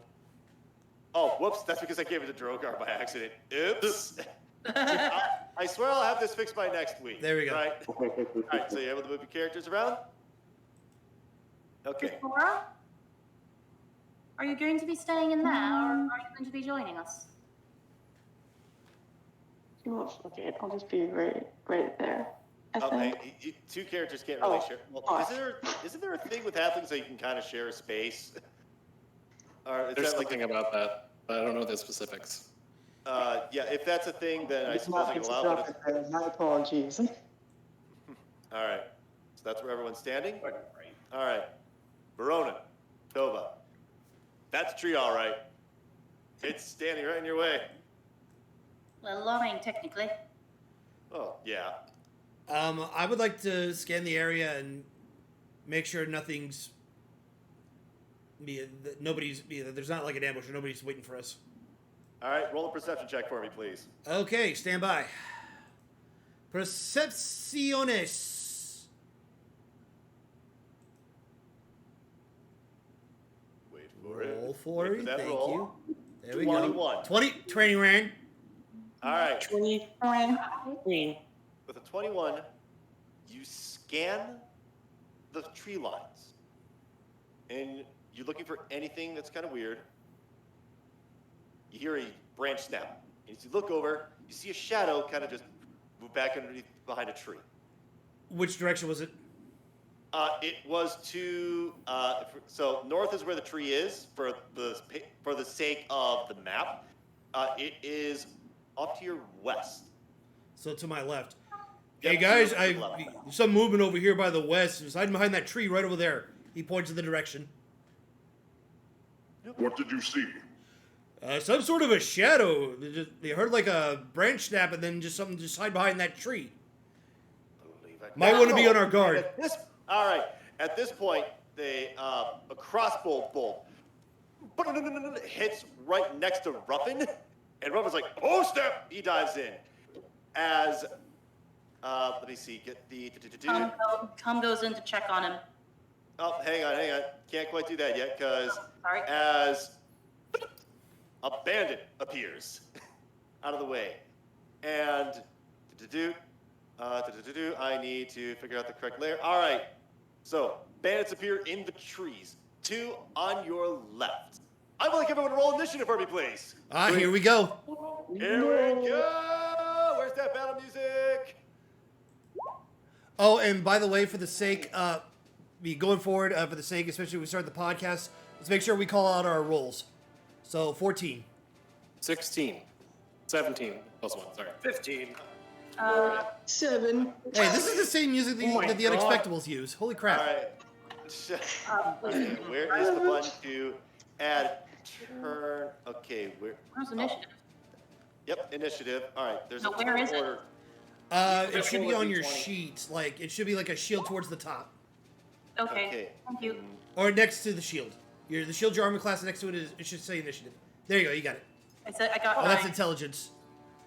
All right. Oh, so For goodness sake. My God, I rolled the wrong dice, so there it is. On the you said I a can- shield? all right. And So this- Crispy Yeah. got a 7. Top. Rogar You got said a- D20, right? Yep, Yeah, it's go a towards- D20. Good. Oh, natural. Oh, what? And what? 6. I got 6. All right, 6 in total. All right, I actually do need a roll for the bandits. Let me see. Where is? Oh, I'm D.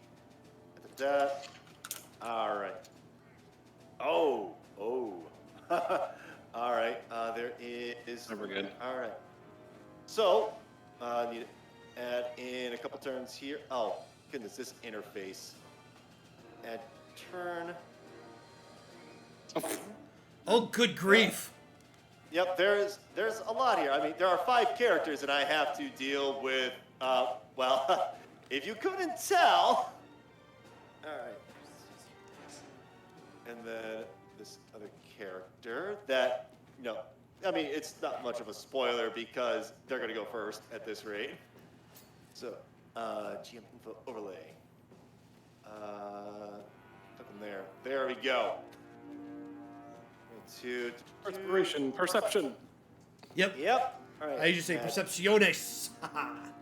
Yep. Thanks for that perception. That nothing too terrible happened to you. Ah, All right. Let me. There's a way to sort this by. yeah, listen, I don't know if you guys heard me, but this is actually the combat music that the Unexpectables use, so that's crazy. Oh, I just happened to click this. So this Good is choice. One, I think this is tabletop. Yeah, it's Skirmish by Tabletop Audio. One of those people we thanked at the beginning. So, you have figured out with that wonderful bit of thing that this is indeed an ambush of some sort. But, so you have to say to everybody, it's like, oh, hey, we're being ambushed, and what do you know it? You are now being ambushed. Oh, thanks. So, Well, here we go. all right, so just making sure initiatives are 16, 14, 15, 7, 9, and 3. 6. 6. All right, so, all right. First off, we have the bandits' turn because they rolled exceptionally high. Well, I kid you not. I, as much as a DM as I am, I could like fake rolls. I'll only do that when I'm like, oh, this could kill you. I'm not going to kill you. So, first and foremost is Bandit Eins here. He's the one that said, now! And he is going to run up to Tova here. Oh boy. And he is going to take an attack on you with a scimitar. He's going to take a big old swipe. Checking. All right, 16 to hit. Nope. Doesn't hit. Oh, all right. So he takes a swing at you, and that shield that you got there, it just like deflects it immediately, just ping, off the where it goes. All right, so he only moved. Nice scimitar there, bud. Like to see mine? Not especially. All right. So at this point, that's going to be the end of his turn. Is there a way for me to? Oh, I could probably just do. Hang on. My turn counter thing has a. All right. 17.2. Good lord. Okay. This is just for me to make sure that in case they tie, I can like just give them a smaller number or larger number. That's not a 1. All right, turn order. Let me just sort by descending. All right, good. Up next, we have Bandit Dos. Bandit Dos here is going to, let's see. Let me just make sure I got a ruler here. Snap the center. 10, 15, 20, then 25, 30, yeah, 30. All right, he's going to move in front of the horses. Come on, move, please. All right, should be right about there. And he is going to take a crossbow shot, because he is the one that shot the crossbow. And he is going to attack with a 12 against Veronin. Does that hit? Doop. East. Nope. Okay, that shot goes wide out into the forest, and for some reason you think that the woods just got one squirrel quieter for some reason. Poor Conker. Yep. Poor Conker. All right. Poor Conker. Up next, Bandit 3. He is going to be like, oh, great, you bunch of lily. And he is going to do the smart thing and to do. Let me see. I should be able to do this. Something on 10, 15, the 20. Why is it? Oh, it's because I'm holding shift. All right, so should be able to move right over here. He is going to move, if I can click the darn thing, behind this tree, giving him, between all the branches, 3/4 cover. And he is going to, hang on, do I have, I just got to double check something here with the range. Okay, 80 feet. That is within 80 feet. Toba, you're going to get attacked. And it is going to be... range weapon attack. 16 to hit you, Toba. Ha! No. No. Seriously, man? What is your... I'll take a look at your... All right. So, he's going to... So, Bandit 3 is going to take his turn, and he's going to shoot, and he is... okay. It's also going to hit your shield, and your shield now has a bit of a crossbow. That shield is just working overtime. And that is going to be his turn. Veronin, you're up. Toba, you are on deck. And by the way, Ruffin's not going to have a turn because he's just cowering in the cart, just saying, like, I'm not having any part of this. So, Veronin, what is it you were going to do? Oh, that's why you hired us, isn't it? Yep. He's gonna look at the thief. Is that your boss over there in the tree? Oh, that's a free action, and you just get a snarl from Bandit Eins. We're being quiet. Okay.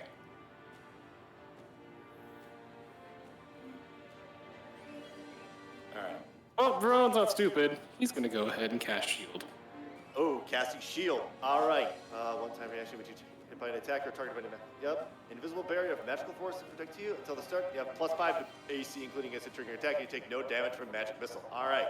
Would you like to move at all? He is going to, however, move back. All right. There is a ruler that if you hold left click, you'll see how many squares. If you right click, it'll give you that. So 30 foot. So 30 feet. All right. So you're going to move where precisely? Like back here? Right about there? Over here? All right. Good. That's 30 feet. Oh, by the way, for any viewers who are wondering about the numbers, I have it set up so that way every 2 squares diagonal is 3 squares. It's a little more realistic. I know some rules of Dungeons & Dragons 5th edition, they say if you just count however many squares, it's going to be 10 feet. But I like this because it just makes it, tad more realistic in a world with fireballs and demon zombies and all that. All right. So, Are you allowed to act out the components? Act out the components, verbal and somatic? No, we don't need to do that. Okay. However, if you do have something like hideous laughter and what's the other ability that bards have? It's like a massive insult. Then, if you want to say a Vicious joke, mockery. Yeah, vicious mockery. Yeah, those two. It'd be really funny to have all that, right? To see how you insult them or how you joke.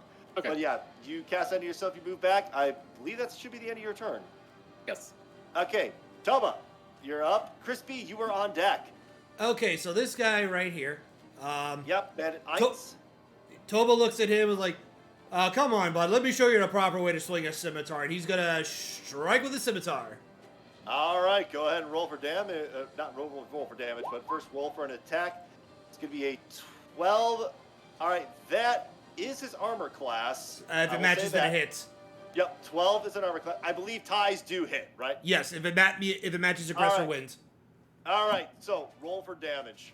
Give me a sec. Come on. Okay, this wasn't gonna work quite the way I wanted to. Come on. There we go. He's going to take 4 slashing damage. All right, 4 slashing damage. You take that scimitar of yours and you just wham, nail him right across the chest. You can see the the gaping wound. That's not really a gaping wound, but it's definitely there, like a big, massive scratch. And he just recoils from the attack. What else would you like to do? I believe I get another attack. I believe it's a bonus action. If it's a thing you can do, then it's a thing you can do. All right. Then he's gonna. Oh, wrong thing. So with the arc, he's gonna bring her across the other shoulder and take another hit. All right. What do we got? And survey says Yeah, that 15. hits. Yeah. Okay. 12 was armor class. All right. How much damage? Stand by. Please go away. There we go. He's going to take 4. Another 4, huh? Yep. All right. So, Toba, I have a very important question. Yes. How do you want to do? Wait. That's actually trademarked. How would you like to do this? So after taking the 2 swipes at him, I'm sure he's pretty much bleeding out. Yeah, he's dead. Dead.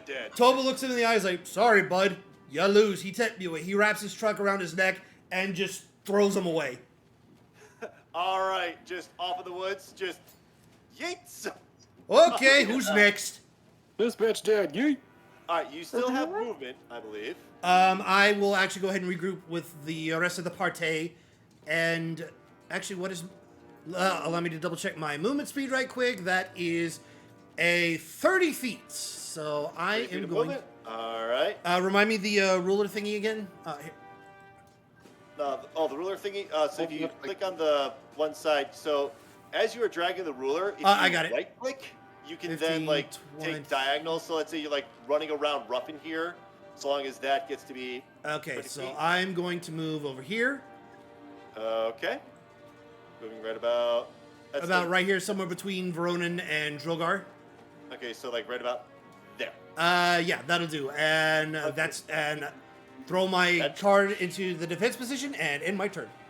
All right. Okay, Crispy, you are up. Hum, you are on deck. Okay. Oh boy. All right. Let's see. You gotta excuse me. Sometimes it takes me like a little bit of time to like make decisions like this. Hey, it's Dungeons and Dragons is extremely complicated, right? You're all level 1. All right, so that's. Yep, he's 40 feet away there.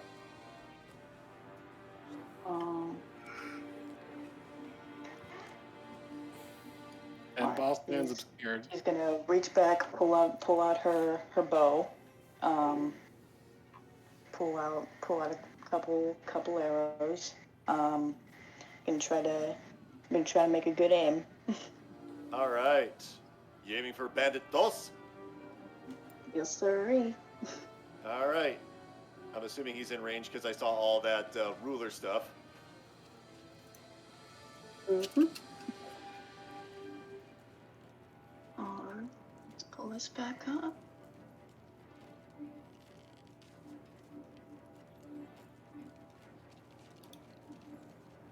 Okay, and then because this is my very first game, how do I go about like rolling for like whether it hits or not? So first you would roll to see whether or not your attack hits their, I think it's AC, which is armor class.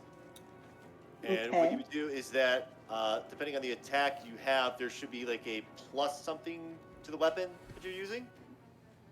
Okay. Armor is 10, and then I have a dexterity bonus, which is +3. That should be that. I'm looking at your D&D Beyond because you're like one of two people who actually did that. So unarmed. Yeah. Oh, it says unarmed strike. Hit plus DC. Okay. Dexterity. Where is that? Oh, inventory. Arrows, Yeah, longbow. Yep. There's the longbow.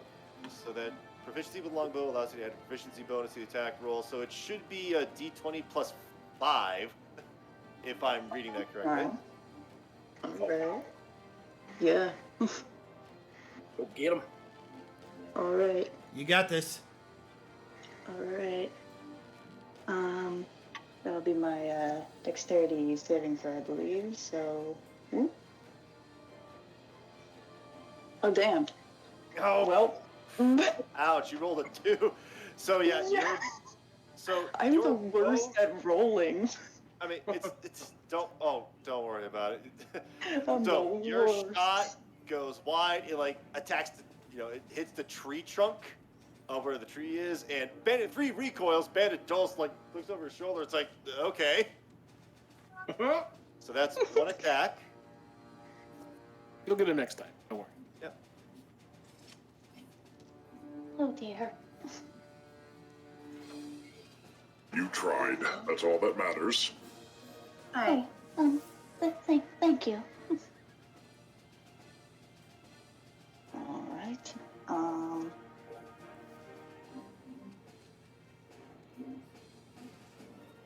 Am I allowed to shoot another arrow? If that is the thing you can do with a bonus action, because you get one major action, you can move. Let's see, you can move 30 feet normally, unless you're like small, in which case, the actions, longbow attack, bonus actions, 2-weapon fighting. There's an opportunity attack, interact with an object. You don't have a second weapon, so I think she should be able to attack again if it's 2-weapon fighting, and she doesn't have Okay. another weapon. okay. Oh, hang on. 2-weapon fighting. If I remember correctly, don't quote me. When you take the attack action and attack with a light melee weapon that you're holding in one hand, you can use a bonus action to attack with a different light melee weapon that you're holding in the other hand. You don't add your ability modifier for the damage to the bonus attack unless that modifier is negative. If either weapon is a thrown property, you can throw the weapon instead of making a melee attack with it. So that is not a longbow thing from what I'm reading. Oh. Oops, Okay. that I just clicked the button. I didn't mean to do that. We're just going to ignore that roll. Ignore that. That never happened. He's still alive. Retcon. All right. That. So I believe at this point, all you really have left is movement. If you want to move to a different position. And I will say that the cart is definitely giving full cover right now from Bandit Dos to at least Hum and Drogar. Okay. Yeah, just be careful. Horses can get spooked. Wait, hang on. Actually, I think. Oh, I just remembered. Draft horses actually have a thing they can do. They actually have like they actually have an attack. That'd be too funny if I. Oh used my it. god. Oh come on! I mean, right now they're a little spooked. So if the round goes on, like Bandit Dos is in the wrong spot, he's going to totally get a kick to the head. Okay. Oh my god. Do it! And one for Jenny in the chat. All right, hang on. Okay, so Is if I he look alive? up- Nay. I say nay! We snore. All right, We guys, snarl. okay, I have the thing for draft horse picked up. So if it happens, right now they're a little spooked of everything happening. Oh no. So, all right, Okay. so Crispora, are you going to move? Get behind me. My, okay. All right, so that's 5, 10. That's like 15 of movement. That's not a big deal. Is that all you're going to use? Yes. All right, so that'll be the end of your turn. Hum, you are up. Drogar, you are on deck. Hum, from your angle, you haven't been able to see much. You have seen Bandit Dos run in front of the horses. You hear him take a shot, and then you hear like cursing under his breath. You hear two other bandits. One of them just got like utterly decimated, and you hear a as a bunch of trees just being destroyed off to the side there, you can surmise that Bandit Eins is dead. What are you doing? Hold on. Yep. That's 40 feet, 30 feet. I'm going to move to the rear of the horses so I could get a better view of the people. Okay. It's going to be 30 feet of movement right over here. Yeah, yes. Yep, you. All right, let me just What that up the- to. There we hang go. on. Name controlled by determine my character settings. Oh, come on. Why is it? I'll have to figure this out. No, I swear. I forgot to snap out of the ruler setting. Okay, yeah.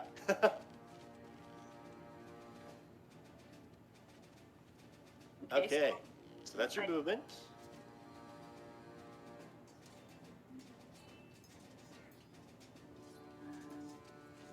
So I see. I'm also calling over to our driver as calmly as I can, if he's okay. All right, for say, take care of them bandits. We're working on it.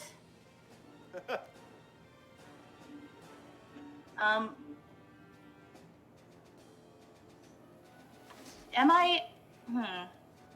Else, do I have? I mean, you do have horse butt in your way. I do have. So I will say a bandit dose is like 3/4 cover. I believe that is going to be like a +5 to DC. Oh, I have to double check that. Encounter distance. Oh, come on. Somewhere on this board, there has to be a thing for that. Unless it isn't. I can always just look that up via the Google.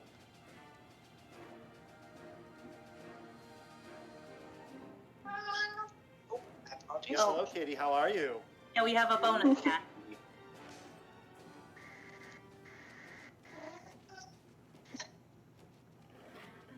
All right.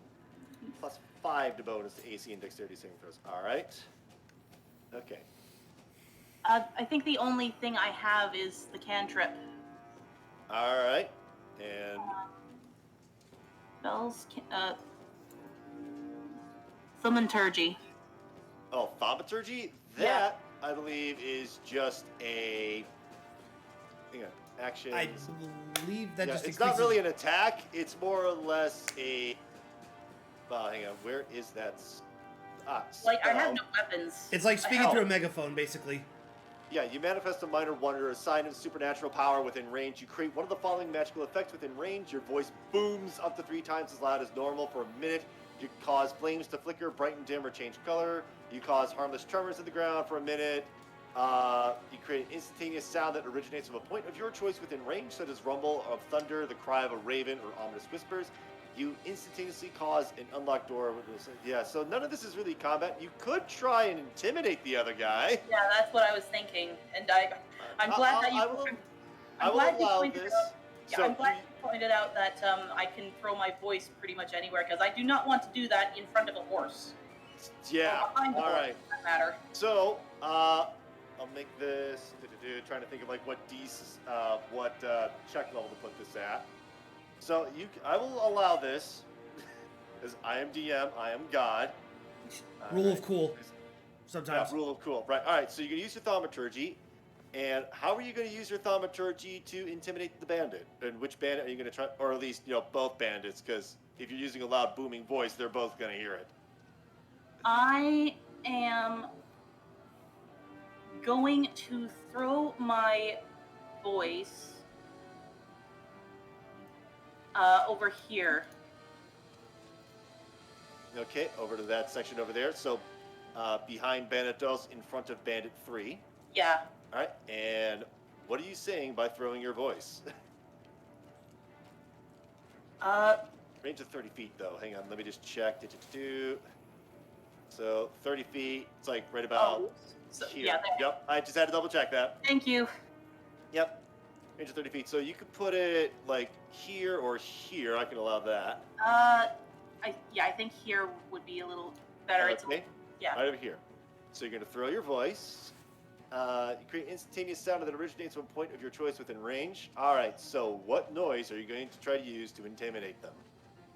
or I assume like a voice is a noise. Fear is the mind killer. Ah, Dune reference, love it. So, all of you here in this spot, Fear is the mind killer.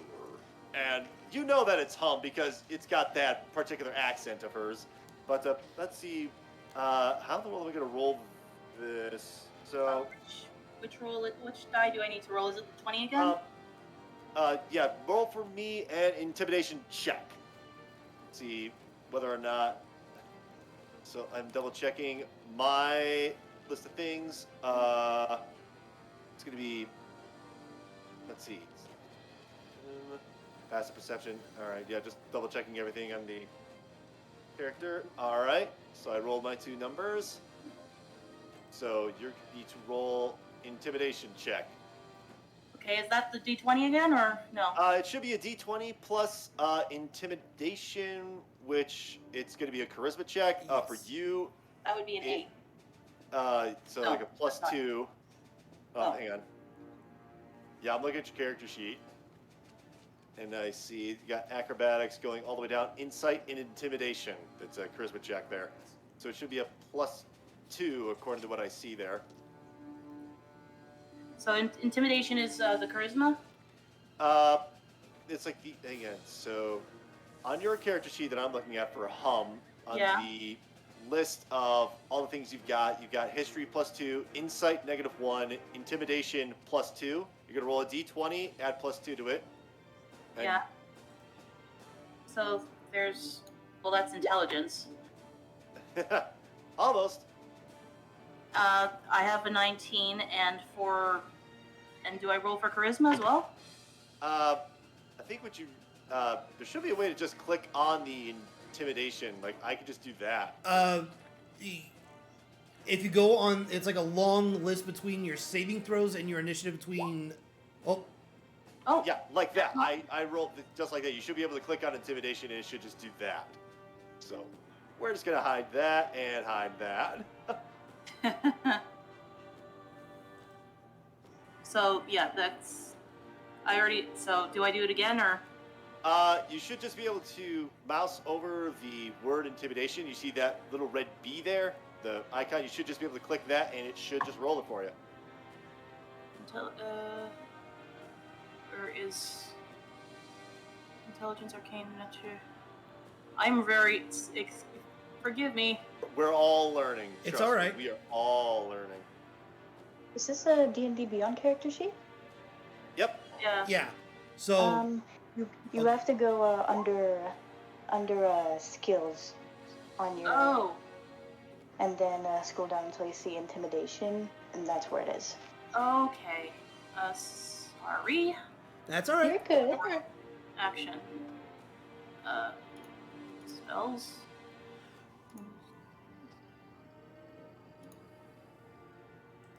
Where is it? Skills, I said. I know. I'm trying to find skills. Yep. It's under abilities, saves, senses on my thing. Attack bonus. I can't even find ability. Here, give me a second. Sorry. No, you're good. Yeah, at least on my screen, you have. At least I'm looking directly at the character sheet. Like in the center, you have all the skill checks, and under. Yeah, like towards the middle, you have intimidation. Here, I'm gonna send you an example right quick. Clueless, give me 1 sec, or Kiki, give me 1 sec. Will do. I go by both.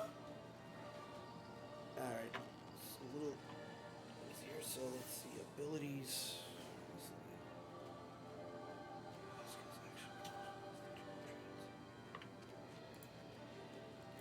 Yeah, let me bring up the PDF.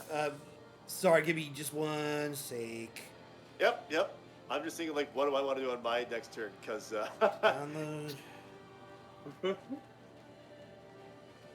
Oh, this doesn't help at all. It really Okay, doesn't. so Do you have a way where you can like maximize your character sheet? Like the window for your character sheet? What? Okay. Should I share? Hold on. Let me see if I can share screen on Discord. We're doing this on Okay. Discord. Well, share screen. Share that screen. There. Okay. Okay, let me have a look. Ba-da-da-da-yo. Oh, it's okay. So where at where it says on the top the -1, -2, or +2, +0, those up there. Yeah. Scroll right underneath where your -1 wisdom. Yes. Scroll down. That's Down. this huge box right here. That's your skills. Okay. Scroll all the way down. You'll see intimidation right under insight. No, not that one. It's where the numbers are, love.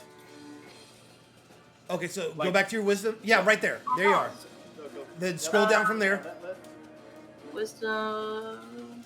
So it's gonna be Almost right there. Stop. You just There passed. you it. are. Yep. click There you that go. Button. There you go. It's an intimidation check. There you are. 5. All right. I'm So- not that intimidating. Okay. So, kind of loosey-goosey. So I will say that, you know, the numbers that I rolled, and I certainly do remember, one was high, very low. On the other side of the horses, you hear a, and behind the tree, you hear a, So I will say, Bandit Dos, for like one turn, is going to be scared of you. So he's going to be feared. I have a bunch of icons. What? Here we go. That is a perfect fear icon right there. So he's going to be There you afraid go. of you. That means that he cannot directly attack you or come close to you. I literally have a Dungeon Master screen. I bought a used copy of the 3 major books and this. So, frightened.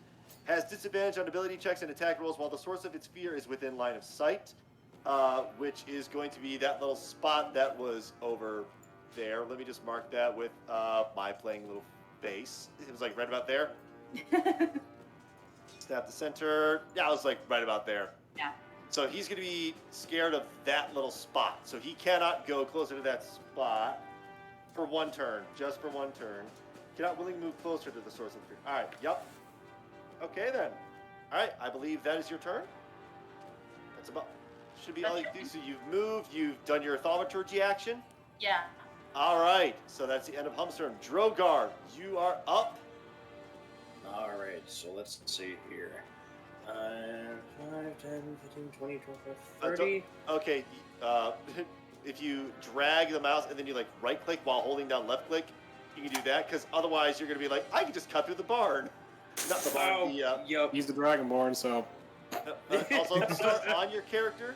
So we can go Yep. like 5 and then going up to like 30 feet. It's like up here. Yep. Yeah, So, I'm gonna head right towards that directly. Yeah.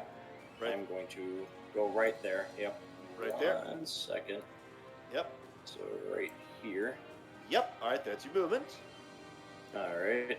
And I can't really do much considering he's not close enough. All right. So I guess, let's see. You know what? I'm gonna try and yell at him. Intimidation. I'm gonna intimidate him. All right, you're going to try and do an intimidation check. Go ahead and... Well, how are you going to intimidate him?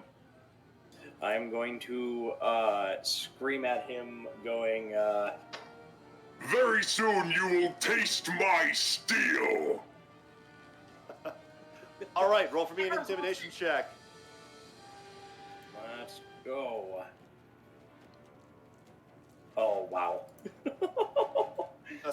13 intimidation. All right, yeah, he's like, "Ah, again. And so now he is scared of you. So, Oh, yeah, that's this a thing lot. is kinda- Congratulations. He now has anxiety. Yeah, I'm guessing these are all like wisdom saves on my part. Like, you know, an intimidation check versus a wisdom save. If mine's higher, but yeah, it is not higher. This poor son of a gun. this All right, poor guy. so I think that is your entire turn. All right. That is my entire turn. All right, so that guy is dead. Bandit Dos. Yep. From his perspective, he heard shouting behind him that scared the crap out of him. He heard shouting in front of him that scared the crap out of him. So he is going to try and run away. He cannot move closer to the source. So, okay. So I think he's going to try and run away into the woods. But remember when I said that draft horses actually have stats? I'm going to do attack of opportunity. Yes, I am doing an attack of opportunity. Oh, hell yeah. All right. Get it, Bonnie. Yes. All right, oh god. So it's just a melee attack weapon, and it is going to be, oh my god. Don't tell me That's like, a 20 hit. So, Oh my God. That's a what? Bandit Dos is going to be taking, all right, it's, 2d4 plus 4 bludgeoning damage. Wait, you say that was a 20? No. Okay, no, the d20, so I rolled a 20 in real life against his armor class, which it hits. I told you it was 12. Right. And Yep. he is going to take, oh my god, I rolled 2 4s. Oh, that's max damage, isn't it? 8, 9, 10. He takes 12 points of damage. Let me just He's make, dead. he is not dead. He is not dead. He is hurt. He As is he runs, hurt. so as he runs away, the horse, takes his front leg and just like, bam, it kicks him, and the whole cart shakes a little bit. Just, whoa, easy there, girl, easy there. And it clearly hurts his back. He lies prone. Now, I'll say that knocks him prone. So he's going to take half his movement speed to move up from that. So, so 13 to 15. So he would have moved like 5 feet. 15. That gives him, I think, up to there. So he is like clutching his back and he is hurting. And but as he's trying to run away, he is going. So he does have an attack left. He doesn't want to attack Drogar because he's scared of him. He's instead going to 45 feet. That's yep, 80 feet range. Yep, he did have the crossbow out. Yeah, these two had crossbows out. So he's going to try and go for Veronin again. It landed on its right, then it rolled to a 2. Darn it. So, yeah. I don't think it would have done much. 2 plus, that's a 5 to hit. That does not hit. I mean, this he is Jones guy is like hurt. probably barely Jones standing is at like- this point. He didn't even get the crossbow out like in straight. He like just He shot was just in like, front of the... like a pathetic. Veronin, the friggin- crossbow bolt like skims across the ground and like, just skids right in front of your feet. Ronan just Alright. looks at it and he looks back up the the band. He's like, "Was that for me?" Yeah. Alright, so Bandit Dos, alright. So that's his turn. Bandit number 3. He sees that this is not going very well. So he is going to take the opportunity to just run away. He is just going to dash as far as he can and just run basically out of combat. See you later. Yep. Bye. Alright. So up next, Veronin. It is your turn. Are we good people, or do we not care? Nah. And Let's not kill him. There's no reason to yet. Alright. I'm gonna make a roll here that's gonna be on his character. Okay, what roll are you making? So his backstory: there's a person that influenced him, and he's like, "What would she tell me right now?" Ooh. So let's see. What would that actually be? Maybe insight? No. Insight, try and figure out like what another person is thinking. No. On your action, you are trying to just meditate and listen to whatever this woman is saying, or Yes. all right. Would that be a wisdom? It's a good question. Don't I just love it when my encounters go, complete belly up. I mean, all right. It's okay. So let me see. I'm good. Nature, perception, performance, persuasion, religion. You probably want to be a religion check unless it's a god or something. How about you just give me a wisdom check, just a straight wisdom check on that. See whether or not, what is it you want to know? How would you feel about killing this man versus letting him get away? All right, and So, go ahead and make your wisdom check. Yep, an 8. All right, with an 8. Let me see. Think of like what difficulty. All right, so that's. Bandits are usually opportunists. They do not, they just go in, quickly take their stuff, and then they go, right? Okay. And the fact that they used a tree is, a little overboard, but overall, you're not entirely sure whether or not that they went a little extra with the tree, right? They probably didn't need to go extra with the tree.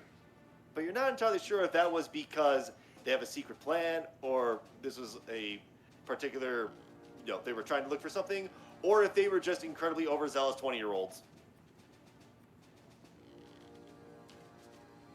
So, Last one is with many ales. right. So, that is, unless you want to move somewhere, I think that's your one action.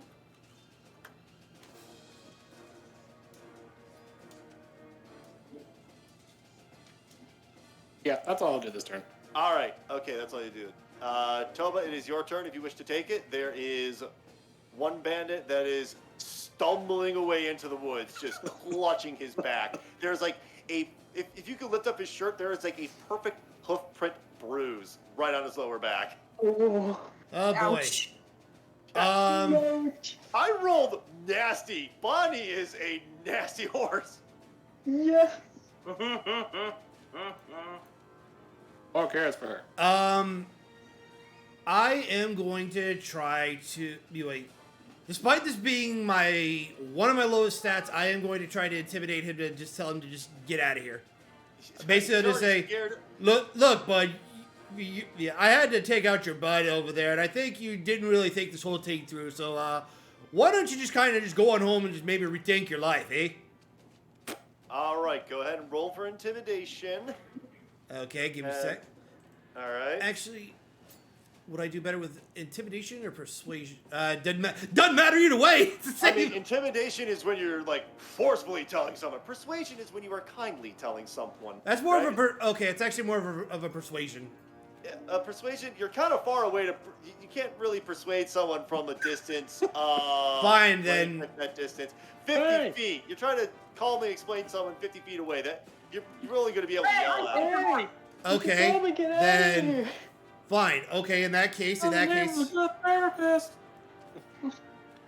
if I am far enough, Please. if I'm far enough, Oh. that's not the right one. Come on. Before I get to talk to them. I'm going to at least come up to right Oh, over. hang on. You got to make sure you click on your character so you can get to like here. Yeah, I'm gonna come to about right here. Okay. I'll keep my ruler up so you drag the character over, or Oh wait, hold on. Let me turn that off. Okay. I can do that. All right. So And here then I'm you are, looking him and- dead in the eye. and I'm he looking at this is guy dead glancing in my. back, just like wincing.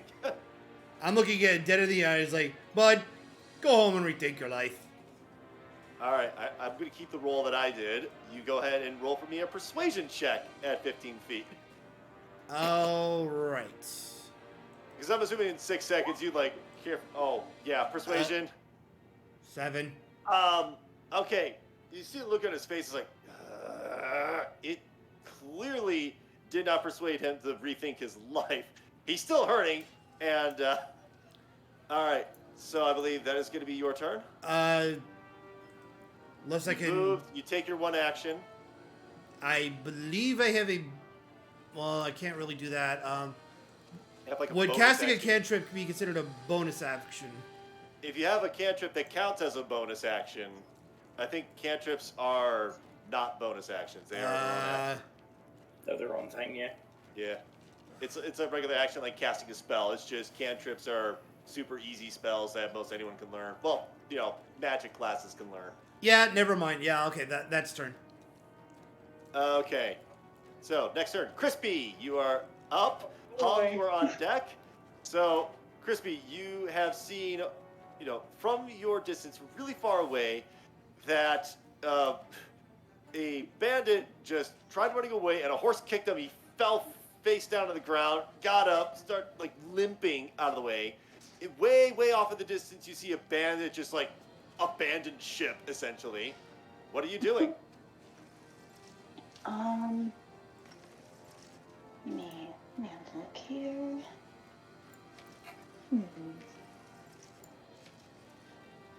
Let's see.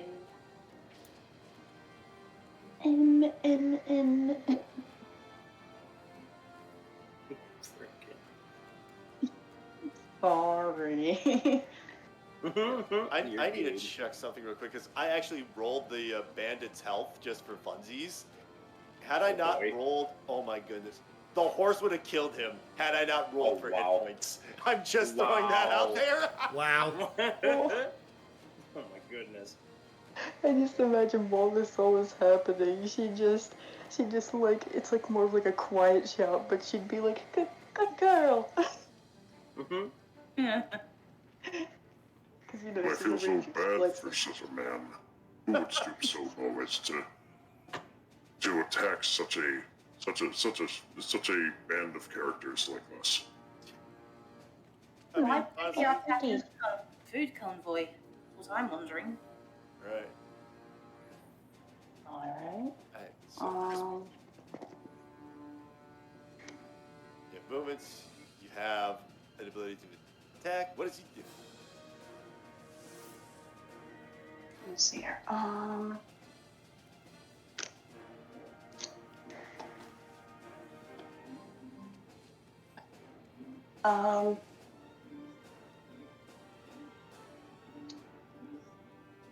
Sorry, I'm still getting used to like the setup of Roll20 because I've never used it before. Yeah, I mean, last time I used this was like years and years and years ago, just trying to get another D&D group going that ended up falling through. But Right. yeah, I mean, I'm having fun. Yep. Absolutely. Yeah, that's good. All right.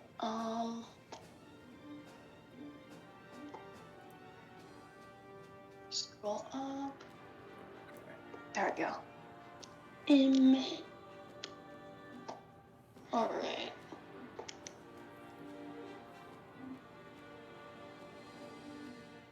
Okay, let's see.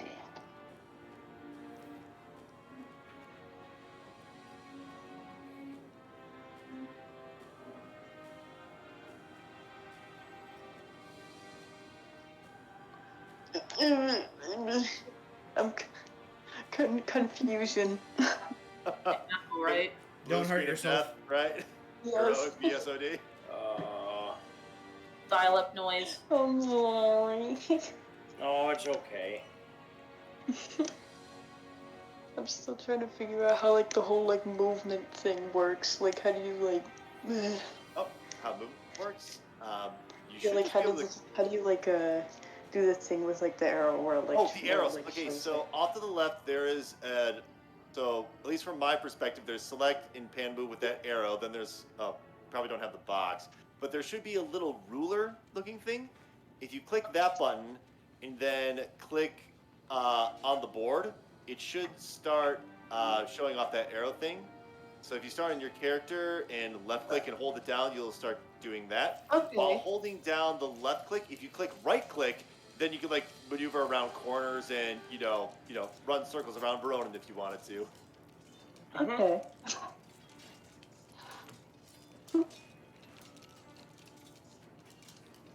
All right. I'm just gonna like see here. Move up here. Okay, you want to move up to there? Whoop. Yes. Why is my thing not working the way it's supposed to be working? Oh. Okay, for some reason it's being a pain. I'm gonna do this. All right. Oh, select and move. Oh, that would explain why I accidentally clicked pan view, and while trying to do that, yeah, okay. All right. So Okay. you've moved up closer to a bandit that is like limping away, like scarily looking behind him at both Drogar and a spot on the ground for some reason. All right, what is your action? Right.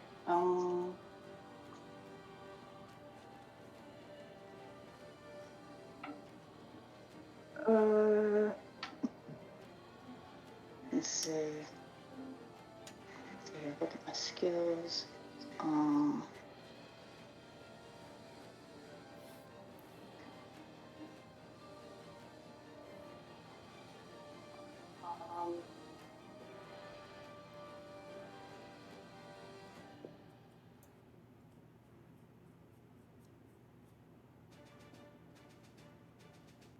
You know what? I'm gonna try intimidate. You're also going to intimidate. This small, little, tiny air genasi is going to try and intimidate a bandit. It just got kicked by a horse. Oh, this will be good. All right. Especially with this music that's Oh, I queued swapped up. the music because I was kind of getting sick of the other one. Fair enough. Okay. All right, go ahead and roll for me a intimidation check. All right. Oh boy. Thank you. Throw a rock at him. Just A rock in his way, just like, eh. Eh. Alright, intimidation. Let's go. Hiya. Oh shit. 14. Okay. Oh my god. My guy rolled a little higher. So trying to be as intimidating as you can, but it's kind of like a spicy kitten. It's adorable that they're trying to be so mean. And it has That's my no fault. effect on Bandit Dose. So you move, you take an action, any bonus actions or anything like that? I don't believe so. Is that your turn? Yes. Okay, Hum, you are up. Drogar, you are on deck. I think I know what you're going to do because I saw those arrows before, buddy. Alright, I'm going to say you're not going to be able to walk through horses. Let's just be kind about that. But Yeah, you I can would- fly. So what you could try and do, I will allow this, if I get my ruler, you can, go past the tong. I believe that's called a There you tong or whatever. Go for it. Yep. Yeah, there we go. Okay, 30 feet right there. Okay. I will move your character there to speed things up. I can't believe this. The best All roll right. I've made in this game so far, and it failed. I rolled like a 19 Curses. on a wisdom. You'll have save. other opportunities. Yep. That's just how the dice be. We're not trying to win, we're trying to tell a story, and let me tell you, it's one heck of a story so far. Great. Yeah. Right. That's wonderful. Yeah, yep. Alright, so Hum, you moved up next to a bandit. What are you going to do?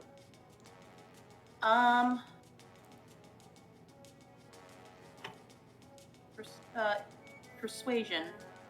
Persuasion. I'm Alright. going- It's going to be a charisma against. Alright, so persuasion. Oh my goodness. Alright. Yeah, sure, go ahead. Make a persuasion check for me, and what do you say to him? I try to calm him down and ask him what's going on. Why are you attacking? Alright, go ahead and roll for me persuasion. Alright. I rolled a natural 1. Oh. I was like, how in the world exactly is this going to be like a charisma save? Probably like a charisma save, but natural 1. It doesn't even matter. Bandit Dose Yeah. just starts breaking down crying at this Oh. Oh my Just- god. Oh. You Yeah. broke him. Good job, guys. Oh. He sits on the ground and he says, ow, and it's like, my God, I can't believe it. We're just trying to get a live. So that's going to be the end of your turn? Yes. Okay, so... I think Hum is just going to just hug him out. Okay, at this point, Drogar, you are up on deck. Would you like to take any combat actions, or do we want to just end combat here? I mean, at this point... I am actually not going to attack him, but I'm going to go up to him, Alright. and I'm going to roll a persuasion. I don't think you need to roll persuasion, because he nat one. He straight up nat one. Let's put it this way. He At nat this one? point... Yeah, Okay. natural 1 is going to be like, you know what? I think at this point we are all set with the encounter. So, Yep. clear the turns list. Yep, clear the turns list. All right. So, with that, combat is over. Congratulations. You are now victorious. Hooray! Yep. And only one death. All we had to do was make a man suffer mentally. So you, Psychological One man warfare is for the just- win. yeah. So, Bandit Ainz is just gone wherever he is. Yep. I just Man- hated him somewhere. We Yep. gave him PTSD. Yeah. Congratulations. my So goodness. at this point, Huzzah! so as Bandados is breaking out crying, Ruffin like peeks his head out from in front of the cart. Is everything all right? Oh shit! And he is, he makes a comment. It's like, I thought I heard my horse is whinny for a bit. Is he all right? And Bandados goes, oh. All right. Well, I can also take off the intimidate. Where is that icon for intimidation? Let's turn that off. He's no longer intimidated. So at this point, okay. So please get the thing. Yep. All right. So at this point, Bandados is just crying on the ground, and you are hugging him, and he is going through this. We're just trying to make. We just thought, a bit of an opportunity. Just, we're starving out here, and it's so difficult and all that. And Ruffin's like, okay, that's great. Now about the tree. Yeah, Drogar, you want to come over and give me a hand? Just 1 second. I'd like to speak to the little man. Okie dokie. Toma's got to head over to the tree. Okay, well, you go up to the little man. He's got a kerchief on, that's covering his face, and it's being tear stained at the moment.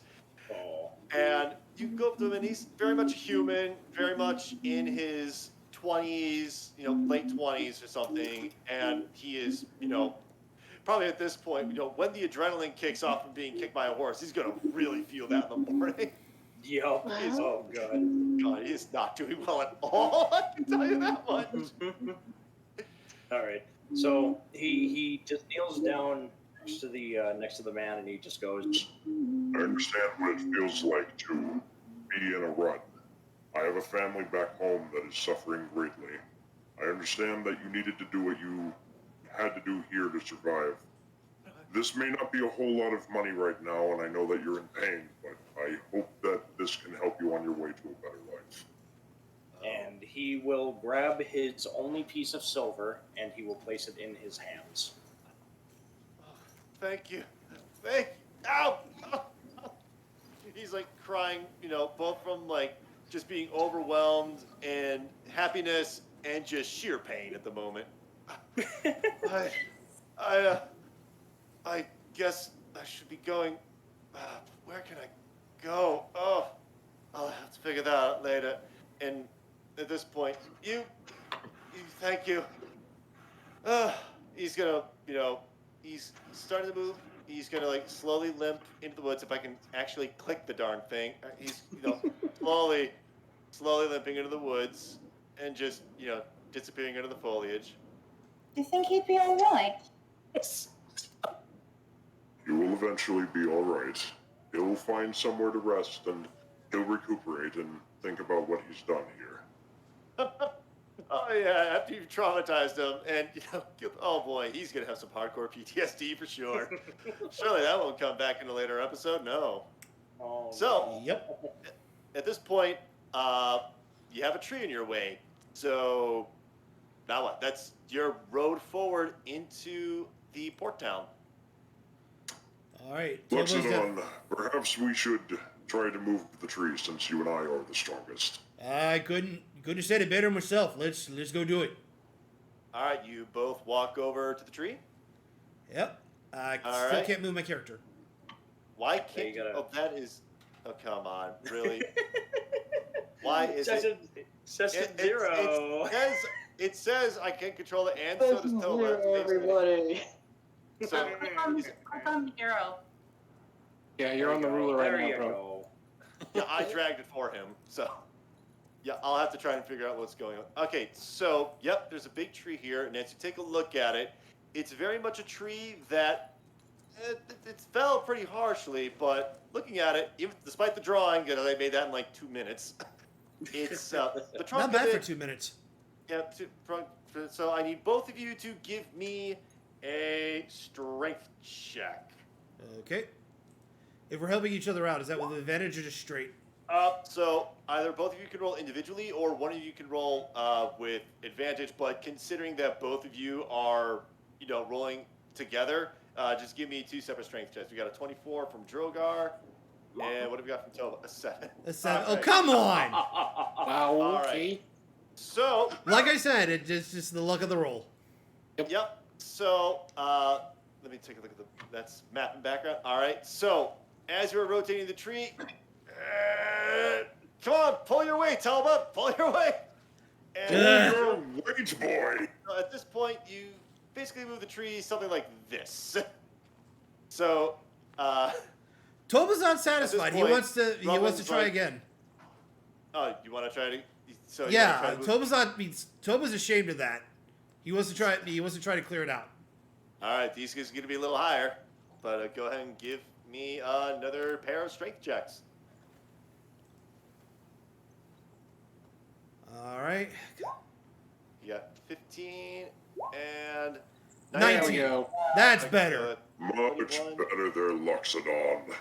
Yep, 15, 19, that's going to be 34. All right, you know what? Sure. Sure, I'll roll with it. So at this point, the tree, where is map and background? You take that tree and you push it over and you roll it into the side. Off there, somewhere. Much better. Yep. Ways Right, right. clear. All right, everybody hop on back aboard and we'll make our way there. Righto. Down. All right, so we're going to...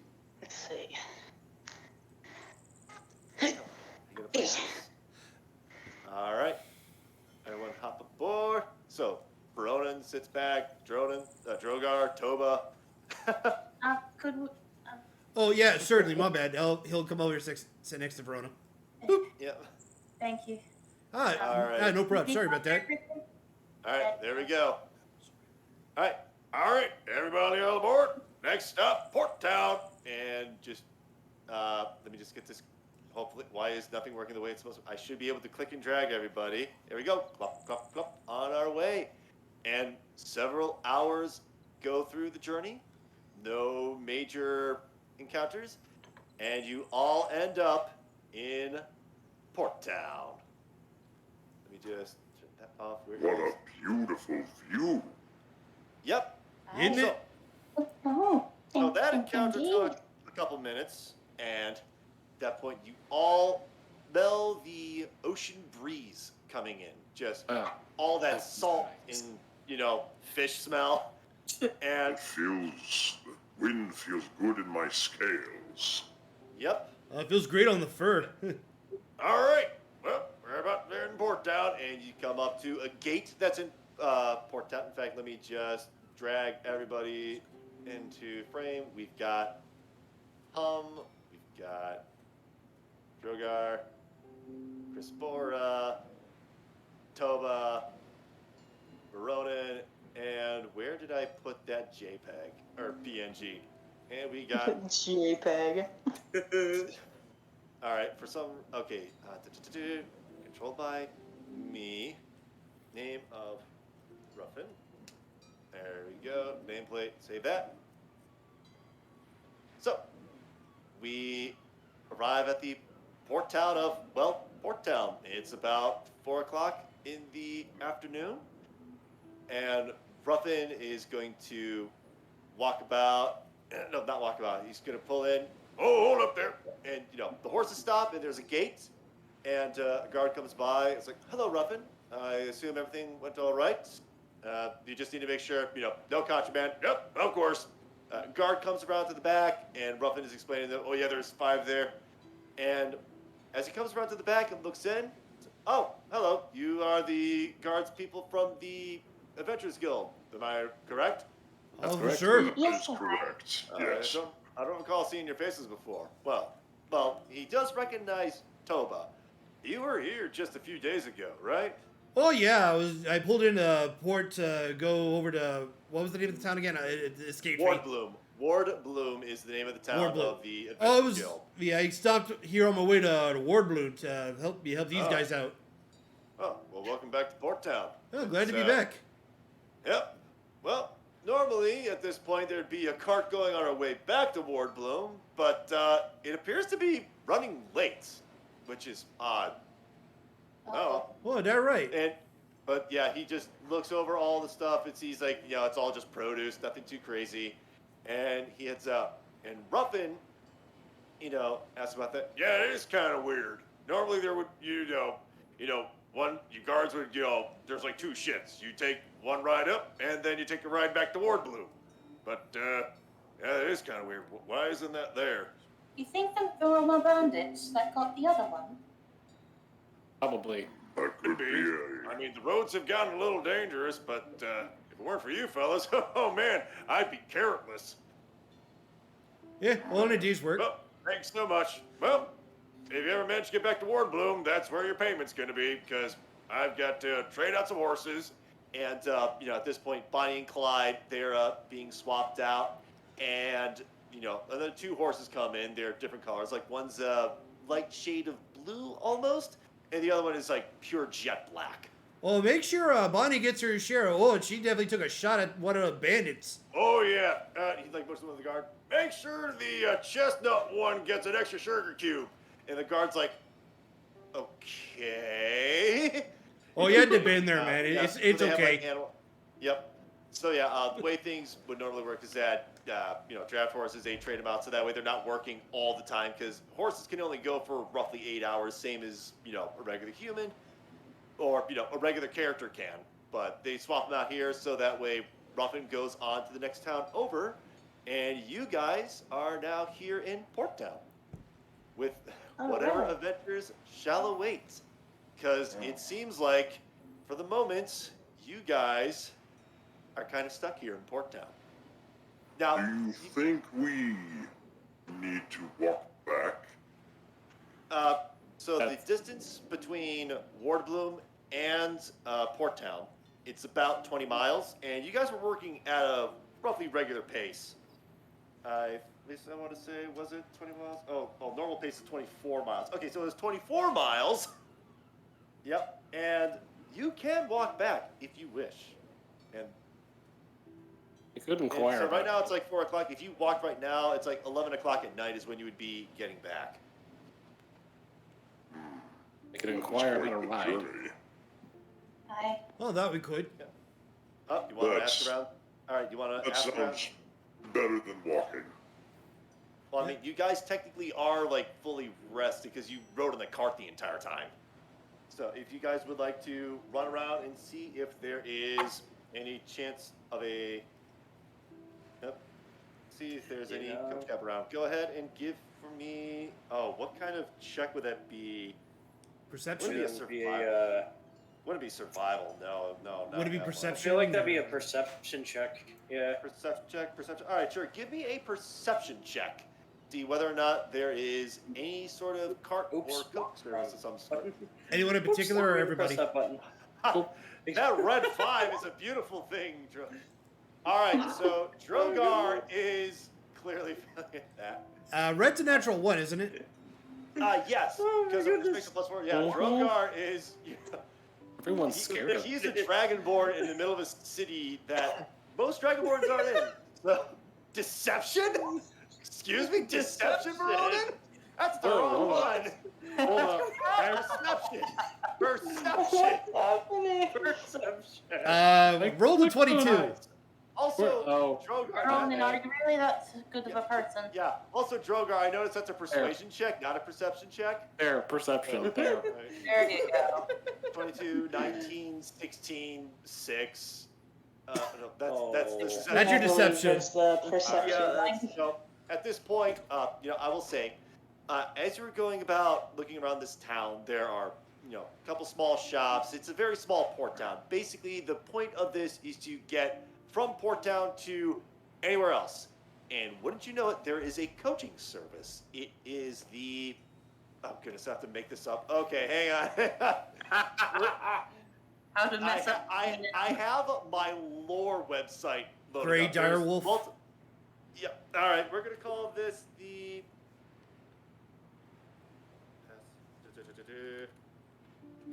Something... All right, this is the Royal Passage Coaching Service.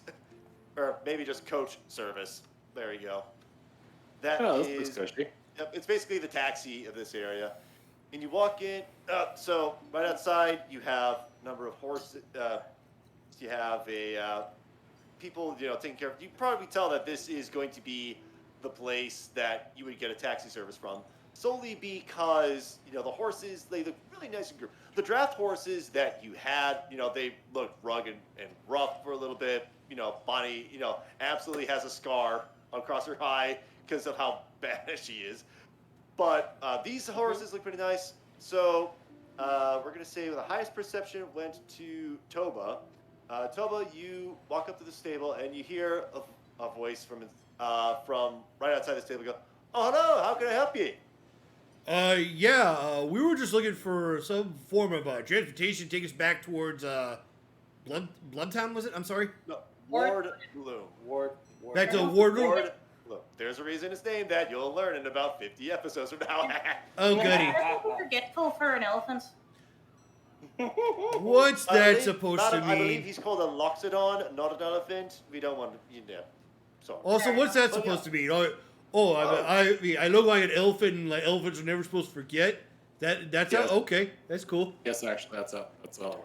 Hey, shush. Oh, then. You shush. All right. Well, it's just you two. Then I'm sure we can find a coach. Or Oh, is there it's more? not just 2 of us. Actually, it's 5 of us, actually. Oh, 5. Oh, well, if you could bring them all over here, and you'd be fine. So you go out to find the others, and Drogar, because you roll persuasion and just being absolutely terrible roll, you're just trying to get, it's like, excuse me, pardon me, could you help me out here? No, people just walk by and they're just ignoring you. Please, can you just... how about you? Excuse me? And as you say that, excuse me, you're looking right at the chest of Toba. He just walked up to you. Well, hey there, bud. Hello? You Gotta- didn't see me just trying to beg for I- information. Oh, Don't worry, bud. It's a new town. You're not familiar with it. It happens. Don't beat yourself up. All right, also, fair enough. I'm looking at travel pace. I did the math wrong. So 20 miles is still the difference between Ward Bloom and Porttown, because the speed is 24 miles, and that's like 24 miles per 8 hours, technically. So 20 miles is still doable. I was doing the math wrong in my head. As a DM who's bad at math, that bodes well. But yeah, so, Nova, you managed to get Drogar. Veronin, Crispy comes up to you, and you two are managed to mention, like, oh, hey, we go over to the Royal Passage Coach Service. And so all 5 of you gather in front of the store. And say, all right, so for the 5 of you, just doing some math here. So between here and Ward Bloom, in between towns, okay, so it's going to be 30 copper. So it's going to be 3 silver for the lot of you. I got this. Anyway. All right. 3 silver. That's easy enough. Sure. All right. Yep, we'll get the 2 horses out. We'll get some horses out. And he pulls up in a really nice-looking omnibus, which is a kind of coach. I may have played one of the Ace Attorney games, and I'm like, what's the name? Oh, yeah, it's the omnibus. So, all right, hop on board. And, like one of the rider jumps down from the place that you put the horses from, the seat or whatever, opens the doors for you, and you're more than welcome to go on in. Okay. And so I shall. So above game, Yep. it's not letting me subtract any silver, so I'm just gonna drop him a gold. Sure. Oh, thank you. Thanks for the tip. No, don't worry about it. All right, yeah. So at that point, so you all climb in here, and this is a 4-seater, but so it's gonna be a little. Crispy's a short character, so there's a way to squeeze all of you in there. I'll walk alongside it. Oh, you walk alongside it. All right. I'll walk alongside as well. I'm probably one of the bigger guys, so I don't mind All right, walking. Yep. All right. So we got coaching service for 3 and 2 to walk alongside. Act as bodyguards, right? Oh, for sure. All right. So I would like for both Hum and Toba to make perception checks for me, please. Certainly. As I drop you all back to the road encounter. So, all right, hang on. So we're gonna bring this down here. Train ring. So Hum and Toba are gonna be outside the cart somewhere. Verona. So just pretend there's like a really fancy omnibus. Ruffin's not here. Go away. We're just gonna pretend. Oh, I need to come up with a number. Oh wait, you're supposed to be in therapy right now. Oh wait, hang on. All the other characters are on my GM screen, so. Oh. Oh, okay. Okay. Yeah, we're just gonna make. There we go. God. Oh, hang on. There. All right. So I'll be right there. Let me just head into GM info overlay screen to get rid of that for the moment. All right. So just pretend that's like a really fancy. All right. 18 to 21. So as everyone is, what? Come on. Please let me. Please. Objects and tokens. All right. Yep. As everybody is. Why will it not let me select everyone? All right. Here we go. So, as you are walking forward, you pass the point at which the tree was, and the tree is still very much in the ditch. Where did I put it? Oh, hang on. We can use, power of imagination. Yeah, theater of the mind. Theater of the mind. Toba looks at the tree, still proud of his work. Yep, so proud of his work. There's like flies nearby, and the stench of death is he kind of the area. He grabs the front of his trunk to kind of just like, whoop.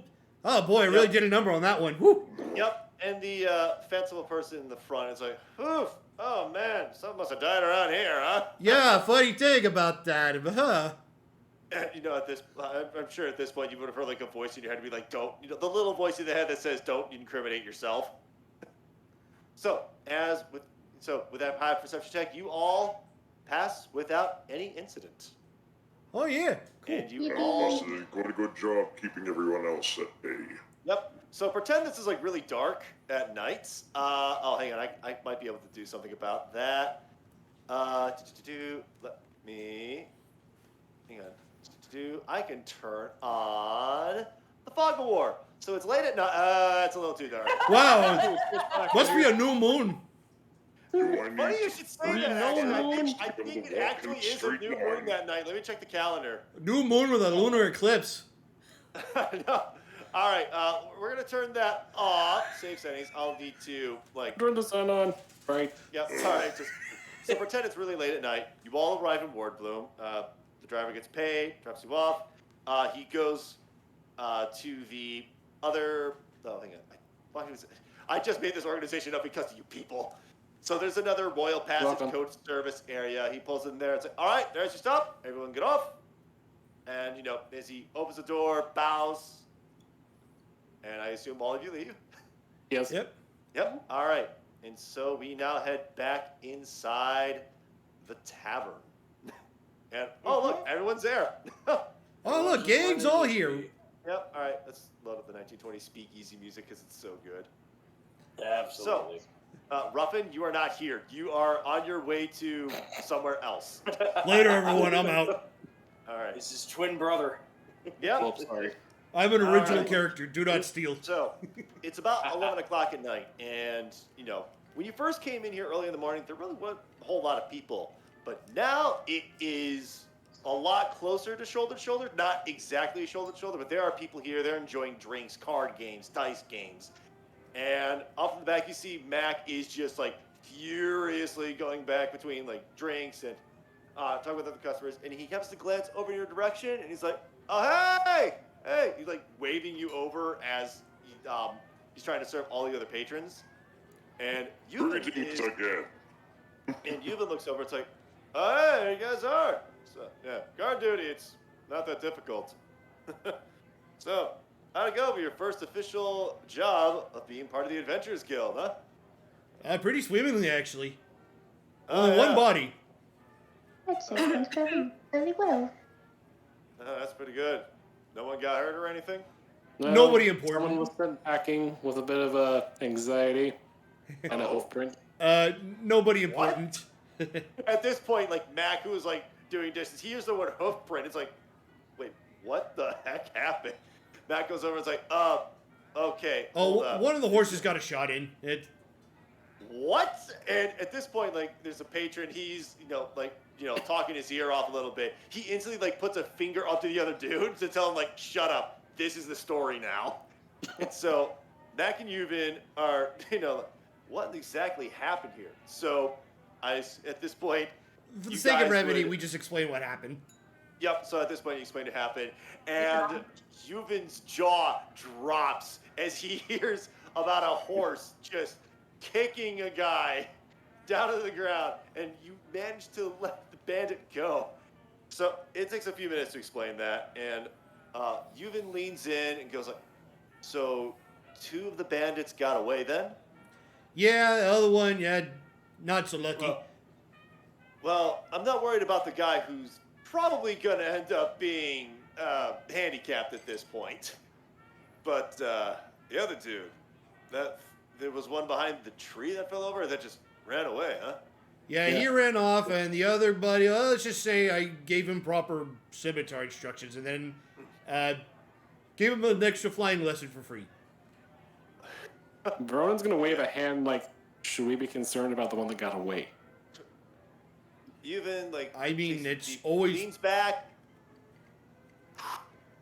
Well, but I've done some adventuring myself, and way back in one of my first encounters, it was a goblin, right? And we went up against a goblin camp that was getting too close to us, and our job was to, make sure they didn't get close. This was like 30 or so years back at this point. Hang on. How old was Yuvin? Oh, let me just double check. Is 30 years? You know what? 30 years. He would have probably started like a teenager or something. Sure, whatever. Yeah, I'll roll with it. And he's like, funny thing about that goblin camp, it was one of the first jobs I ever did with my crew. And we found that goblin camp. We scared them all off, and we managed to rout all but one of them. That one that ran off, well, he went to go tell the leader of that camp. And a few days later, the whole Goblin army started to march on us. Now, since I'm standing right here, that ended up okay. But sometimes showing mercy to an enemy may not be the right call. But Mac interjects, like, man, they're bandits. They're opportunists, right? They saw an opportunity. They tried to take it. They got their butts handed to them, right? I don't want to worry about them at all. And Yuvin is like, I suppose as well. I guess time will really tell. Right? If there is going to be anyone that comes from that encounter, we will just have to do our best to drive them off. Right. But of course, I guess the real reason you're here, payments. And he goes behind the counter, and he, what it sounds like he opens a lockbox, just like couple combination, opens the lid, and it's like, all right, here you are. Fair day's wages for a fair day's work. And he tosses onto the table 10 gold. So Split that up however you want. 2 for each of us. Yep. Seems that way. Yep. All right, so 2 for each. Oh, very Yeah. nice. Yep. I mean, yeah. So you guys would know that normally single gold is like an honest day's wages for all the stuff. 2 gold for adventuring and stuff like this. Pretty good deal, right? But you guys are here for like adventure and like big stuff, and I'm sure Drogar, because the money situation with your family, you take a look at the 2 gold, and Yuvin sees that you're probably like not really scowling at the money, but trying to do the math in your head. I hands a gold coin to him. Oh, Yuvin happens to look. It's like, oh, so you guys were looking for big money, huh? That's why you want to be adventurers? Not necessarily in my case. Money's good, but I'm also looking for information. Oh, information, huh? Well, I'm sure you'll find plenty here, but oh yeah, it's getting late at night. Tell you what, there is a hotel nearby known as the hotel you would have stayed at. You would have recognized this Drogar because I believe you stayed at this hotel. It's the Sparrow's Wing. And Yes. Yep, the Sparrow's Wing. It's a pretty decent hotel. It's like a modern day equivalent of like a 3-star hotel. So not the absolute fanciest place, but it's a very nice hotel. Yeah, it's like a comfortable hotel. It'll do nicely for what we need for. Yep, Sparrow's Wing. I'm writing this down in the lore book. Hotel in Ward Bloom, because because the fun thing about being a DM is that I've thought of some stuff up, but not everything. Yeah. Right. All right, so that is going to be set as current day. All right, so as the next day rolls over, and you know what? It actually is a new moon. So at this point, that's. Well, I was just making a joke. How about that? Yeah, just by sheer coincidence, it actually is a new. Oh wait, hang on. It says full moon. Oops, I read that wrong. New moon. All right, so full moon. So it's the opposite. So it'll be wait. so. Hang on. First quarter full moon. Last quarter new moon. So new moon is that it is gone in time. Oh, hey. At this point, it's like, oh come on. You can tell it's 2 a.m. because Wabbit is getting stupid. It's okay. All right, so moon phases. All right, so new moon is when it's completely black. So Exactly. yes, it is completely black. All right. Yeah. Just one so more question full moon. before we take our leave. Oh, that's the throne. Okay.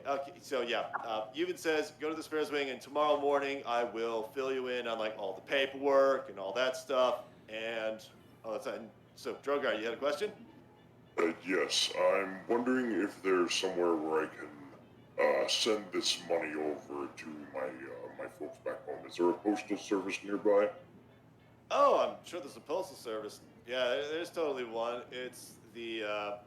Jeez, you're gonna have to make me another one of these I gotta make up. Yeah, there's a postal service nearby, but it's also like really late at night. They're not gonna be open until tomorrow morning anyway. So yeah, you'll have to talk with them. So let's meet tomorrow, like what, 10? That sound good to you? And Mac is like, 10's all right. And Mac is like already getting his stuff ready to go because the tavern's about to close pretty soon. Last call is gonna be in just an hour or so. And yep. So at this point, what is everyone doing with the time? So. Let's see. Okay, I do know why this color coordinating thing is throwing me off, and I'll explain it when everyone steps outside. Okay. Yeah. All right. Just a dumb question. You said Hum gave him a gold coin, correct? Yep. So Hum is 1 gold extra. Drogar is 3 gold extra. Everyone else has 2. Right. I'm just gonna go and. Thank you very much, Bard, for the gold. My family will be very happy to know the little extra is coming their way. Of course. I've noticed that you only had very little when you gave to that bandit. The last silver I had. I figured you would need it more than I would. Thank you. Anyway, I think it's best we go to the inn and sleep for the night. Yep. You folks go on ahead. I'll catch up. All right. So, who is going to be leaving the tavern? Well. Nope. There we go. Might as well me first. Nobody else knows. I'm sure I could lead them to the inn. All right, Drogar and Hum, are you staying or going? Hum is going, but she'll just be wandering the streets for a little bit. Okay, wandering the streets. Crispy, staying or going? She's going. Right. But this made me remember. Before Crispy wanted to be an adventurer, she actually settled as a postwoman, a courier, if you will. Oh, nice. So you would actually know all about the postal service, that at least the inner workings of it and all that. So, yeah, we'll deal with that tomorrow morning, next session. All right. So, Veronin, staying or going? It's staying, right? Yes. Yeah. All right. And Toba, you are staying as well? Yeah, I'm staying. All right. So, Yuvan and Mac, they're just doing their thing. So, in our little moment here, Toba, Veronin, what are you two doing? Ron's going to turn to Toba and said, so you mentioned before that we set out. There's something you needed my assistance with? Arcana, I believe you said? Magic in general. And he specifically presents the focus around his neck, the amber with the fossilized wasp. I'm looking for information for any. For the sake of backstory, can I go ahead and just drop the name of the region? You may certainly do that. All right. Basically, anybody coming to or from the Anathelian Empire with something like this, but a much larger clump of amber. It's actually very important to where I originally came to town from. I was wondering if you've heard of anything or any leads. I'd be able to make a roll on this. Sure. Go ahead and make for me a kind of roll in order to know a location of Anaphiel. You're gonna have to give me history, trying to figure out like which one of these. Maybe just a regular intelligence check. Just to, I think regular intelligence check. Just a straight intelligence roll. I did go to a school and they did study things, but maybe not everything. Maybe not everything. All right, you rolled a 3. Yeah. Anaphiel, that is not ringing a bell. I'm sorry, I don't know of anything, unfortunately. Just location geography wasn't one of my strongest suits. I'd certainly say that. Toba clutches the amber to his chest, and he has a bit of a worried look.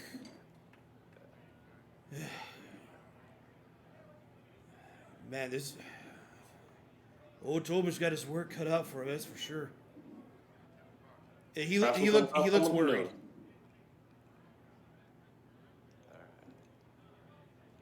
I'm sorry. What were you saying? At this point, Mac is like, "All right, last call," because it's starting to get closer to midnight at this point, and we could, yeah. I guess we should retire for now. Sure. Been a long we day. can. You had to move a tree. Pretty sure you're pretty tired as well. Oh, trust me, with the stuff I've been through and what I've learned, anyway, it takes a lot more than that to tire me out. I could explain it to you, but we can walk and talk, I suppose. All right. So at this point, Toba and Veronin, you both leave the tavern? Yes. I'm assuming. All right. So we are going to head back out to Wardbloom. And it is nighttime, despite the fact that it's bright daylight sunny time here. All right, where is... Okay, shut up music. Shut up. All right, I need nighttime music. I totally forgot to add nighttime music. There's a way for me to... Hang on. I can totally look for... Heavy metal. Okay, listen. As much as I want to do that...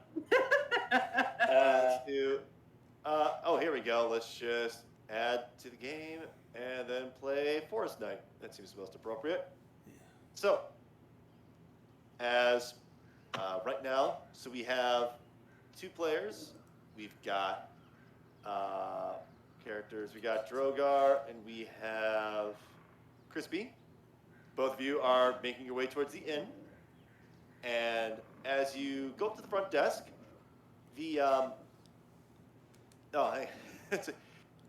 as you are about to go, I probably should have mentioned, slight bit of a retcon, is that each of you were given a particular slip by, why did I already forget his name? Hold up, I need to go back a page. That would be Yuvin. And Yuvin gave you a slip of paper that stated you were apprentices of the guild. So he instructed you to just flash at the front desk, they'll take care of you there.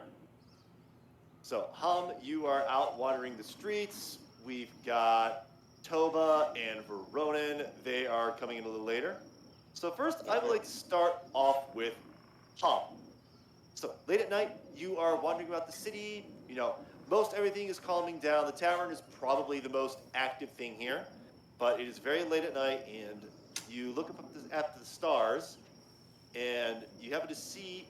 You don't see the moon, because the reason why the moon kind of threw me off, like, hang on a second, is it new moon or whatever, is because I decided to make the moon blue, and this icon that, a new moon versus a full moon, it's backwards from what it should be.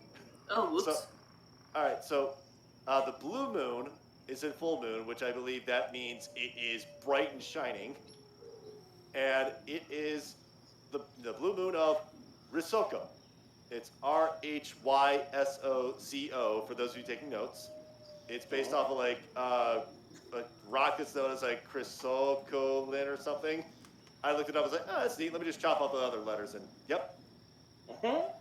I'm sorry, one more time. Okay. Oh, Rikkaku. It's Rhysoco. It has. I can totally go over the calendar right now. Currently, it is the 14th day, so it just pretty close to midnight at this point. It went from the 4th day of the week to the 5th day of the week, which is similar to our calendar. I kind of made that on purpose. So it's Risoko's a month. No, Rikkaku is the name of the moon. The current month you are in is Bud Sprout. In fact, I'll probably throw in the Discord eventually, like all the calendar stuff. Yeah. But just right now, Bud Sprout, which I believe is the 5th month, it's essentially our May. It's like May 14th right now at the stroke of midnight. So at this point, Rikkaku full moon, it is a beautiful, quiet, serene moment, much different than from what happened earlier today. And as you are walking the streets, anything in particular you wish to do? Just sing to myself, really. All right, you hum a little ditty. There's an old woman that is, walking by, and she's like, "Oh, that's a lovely voice you have, my dear." Thank you kindly. Indeed, it's a lovely night for a walk out, isn't it? That it is. Indeed. Curious, though, you're certainly a visitor. I've a veil. Privacy reasons. I understand I shouldn't have pried, but I should get back to my walk. Good night to you. And, she just shuffles off slowly in her direction, presumably towards her house. Good night to you too, miss. Yep. And as you slowly walk around, you'll eventually get back to the hotel. We're going to jump to the hotel where Drogar and Crispy, you just walk into the Sparrow's Wing. And the receptionist goes, it's like, "Oh, hello, welcome. How can I help you?" "Oh, you must be Drogar." That is correct, yes. We Yeah, it's have different. these slips. Yep. So, the slips. He takes a look at them. There's 2 there because it's just Drogar and Crispy. He's like, "Oh, new guild members, huh? All right. Yeah, we reserved some rooms specifically for guild members. How many? Because I see there's only 2 here. Is it just you two? No, there are supposed to be 5, but they seem to be running a little late. I'm sure they'll catch up with us shortly. Yep. As soon as you say that, Toba and Veronin enter the room. Enter the receptionist area. Hail, friends. Ah, there you 2 are. No. Oh, are there slips? Any slips, Azol? Yeah, sure. Here, he reaches into his coat pocket and hands him the slip. Yep. All right. Very nice. After like shortly thereafter, Hum joins the rest of you. There we are, our party of 5. There's 5 people. Well, we do have. So he's looking at the room.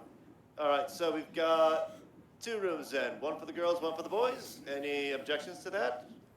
No, I'm perfectly fine with it. Nope, I'm All good. right. All right. So, yep. So he is going to reach behind and pluck a couple of keys. All right. There you are. It's just down the hall there. It's going to be Perfect. rooms. Let's see, 117 and 116. So they're going to be like facing away from each other. Perfect. Thank you very much, Clem. All right. Much obliged. Yep. Thank you, and you're very well. So yeah, don't worry about any payments. You're being comped thanks through the guild. That's kind of how this works. So you don't have to worry too much about. As long as you're staying here, as long as you got those slips, and as long as you're apprentices, you're free to stay here. Yeah, sounds like a plan. Excellent. Good to know. All right, have yourself a good night. And she just goes. No, he goes back and like just starts picking up some book, and just starts thumbing through it. And a good night to you, sir. Indeed. Have a good night. All right. So- I guess we just head right up there. All right, Yep. you're gonna head into your rooms. It's just literally a straight hallway. Turn to the right, and your rooms are right there with 116 and 117. Perfect. All right. Then All right. Then let's. I guess we're the ones in 117. Yep, sure. To the ladies, I bid you a good night. We are off to bed. See you in the morning, ladies. Yep. You, Yep. you as And- well. Yep. All right. And as you open the door and you walk on in, it is okay place. So, Drogar, when you stayed here earlier, you got, nice comfy bed and everything like that. Here, the room is set up so that way that 4 people can stay in there. So you've got like 2 bunk beds, and you can definitely tell that this is meant for the guild because it's a little more cramped than the other room was. Because yeah, but there's still going to be enough room for the 3 of you boys. And Crispy, you go there, same deal. There's 2 bunk beds there, room for 4, but since there's only 2 of you, it's not going to be that big of a deal. Well, I'll take the other bunk. I'll take the other bunk. All right. You two could share that one. sounds fair. Yep. All right. So you get in there, you lie down. The bed's all right. It's comfortable. You can definitely tell that the Adventurers Guild, when they comp for the room, it's not necessarily like the best possible room. This is like going to 2-star motel quality. It's livable. It's doable, and it's It's a lot better than home. yeah. So it's modest. Not yeah. It's a modest place. So there's room for whatever gear and stuff you've got on you, and yep. So anything you wish to do before turning in for the night? Let's see. I suppose. Well, aside from putting his stuff next to the bed, he would probably just begin to crawl in and get himself comfortable after taking off the top part of his armor, so that he'd, at the very least, sleep comfortably. He'll turn over and he'll speak to the other 2 and. Try to have yourselves a good night. Early morning, lots to do. So, yeah, just try to get a good night's sleep, you 2. And you as well. And then, that's it. That's it. All right. Anything from you, Veronin? Ronan's gonna be in a data. You see him fumbling with something on his arm, kind of deep in thought. Some trouble in you there, bud? Is something wrong there? He kind of gets a small smile on his face. He just says, "Lads, I know I don't know you. I don't know you both very well, but I'm glad to be in company." The feeling is mutual. It is finally, it's good that I finally found good company. I've been traveling the road for some time now, by myself, and, well, I don't have to say it's a bit of a lonely trip. I'm glad to have met such fine folk. It's good to have a proper crew again. He says, confident, but still has a worried tone to his voice, but he doesn't put much thought into it. He just places the shield, he places the helmet be next to his bed, hangs the focus around, and just lays down. Just stares at the bottom of the top bunk. All right.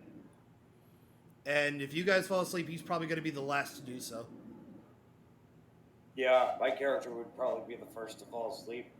With all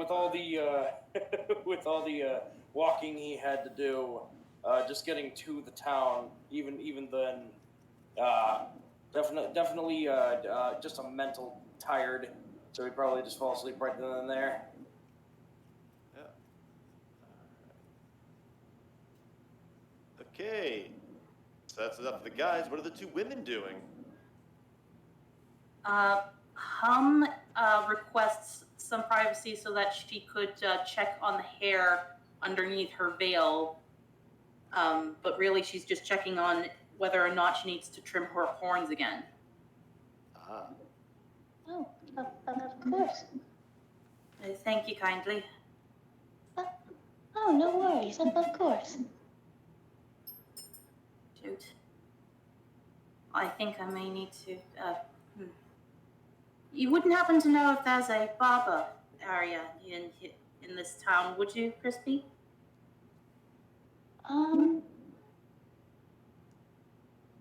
Well, actually here, I think I have a map somewhere in here. One moment. Thank you kindly. Just let me know so I could cover my head again. Yes, of course.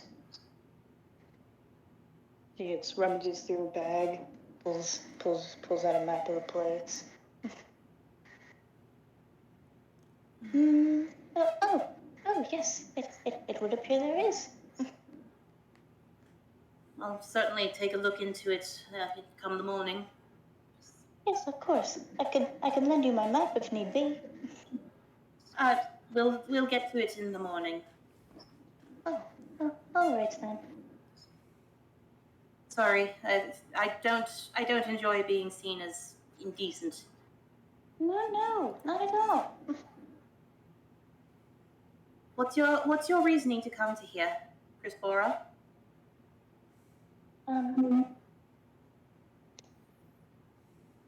Hold on, I need to look through my lore again. I'm doing literally the exact same thing.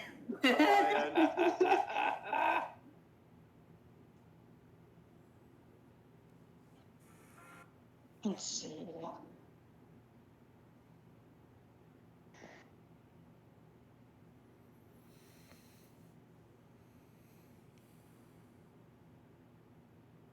Well, before I came here, I'd actually been working a more postal service job for a good few years back. And I honestly think I'd never be anything more than just your regular everyday postwoman.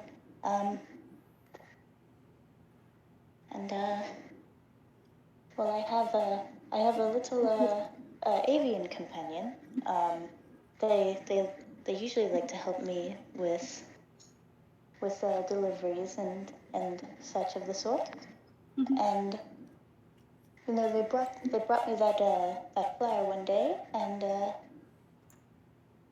I just thought this would be a good opportunity to actually make a name for myself. So here we are.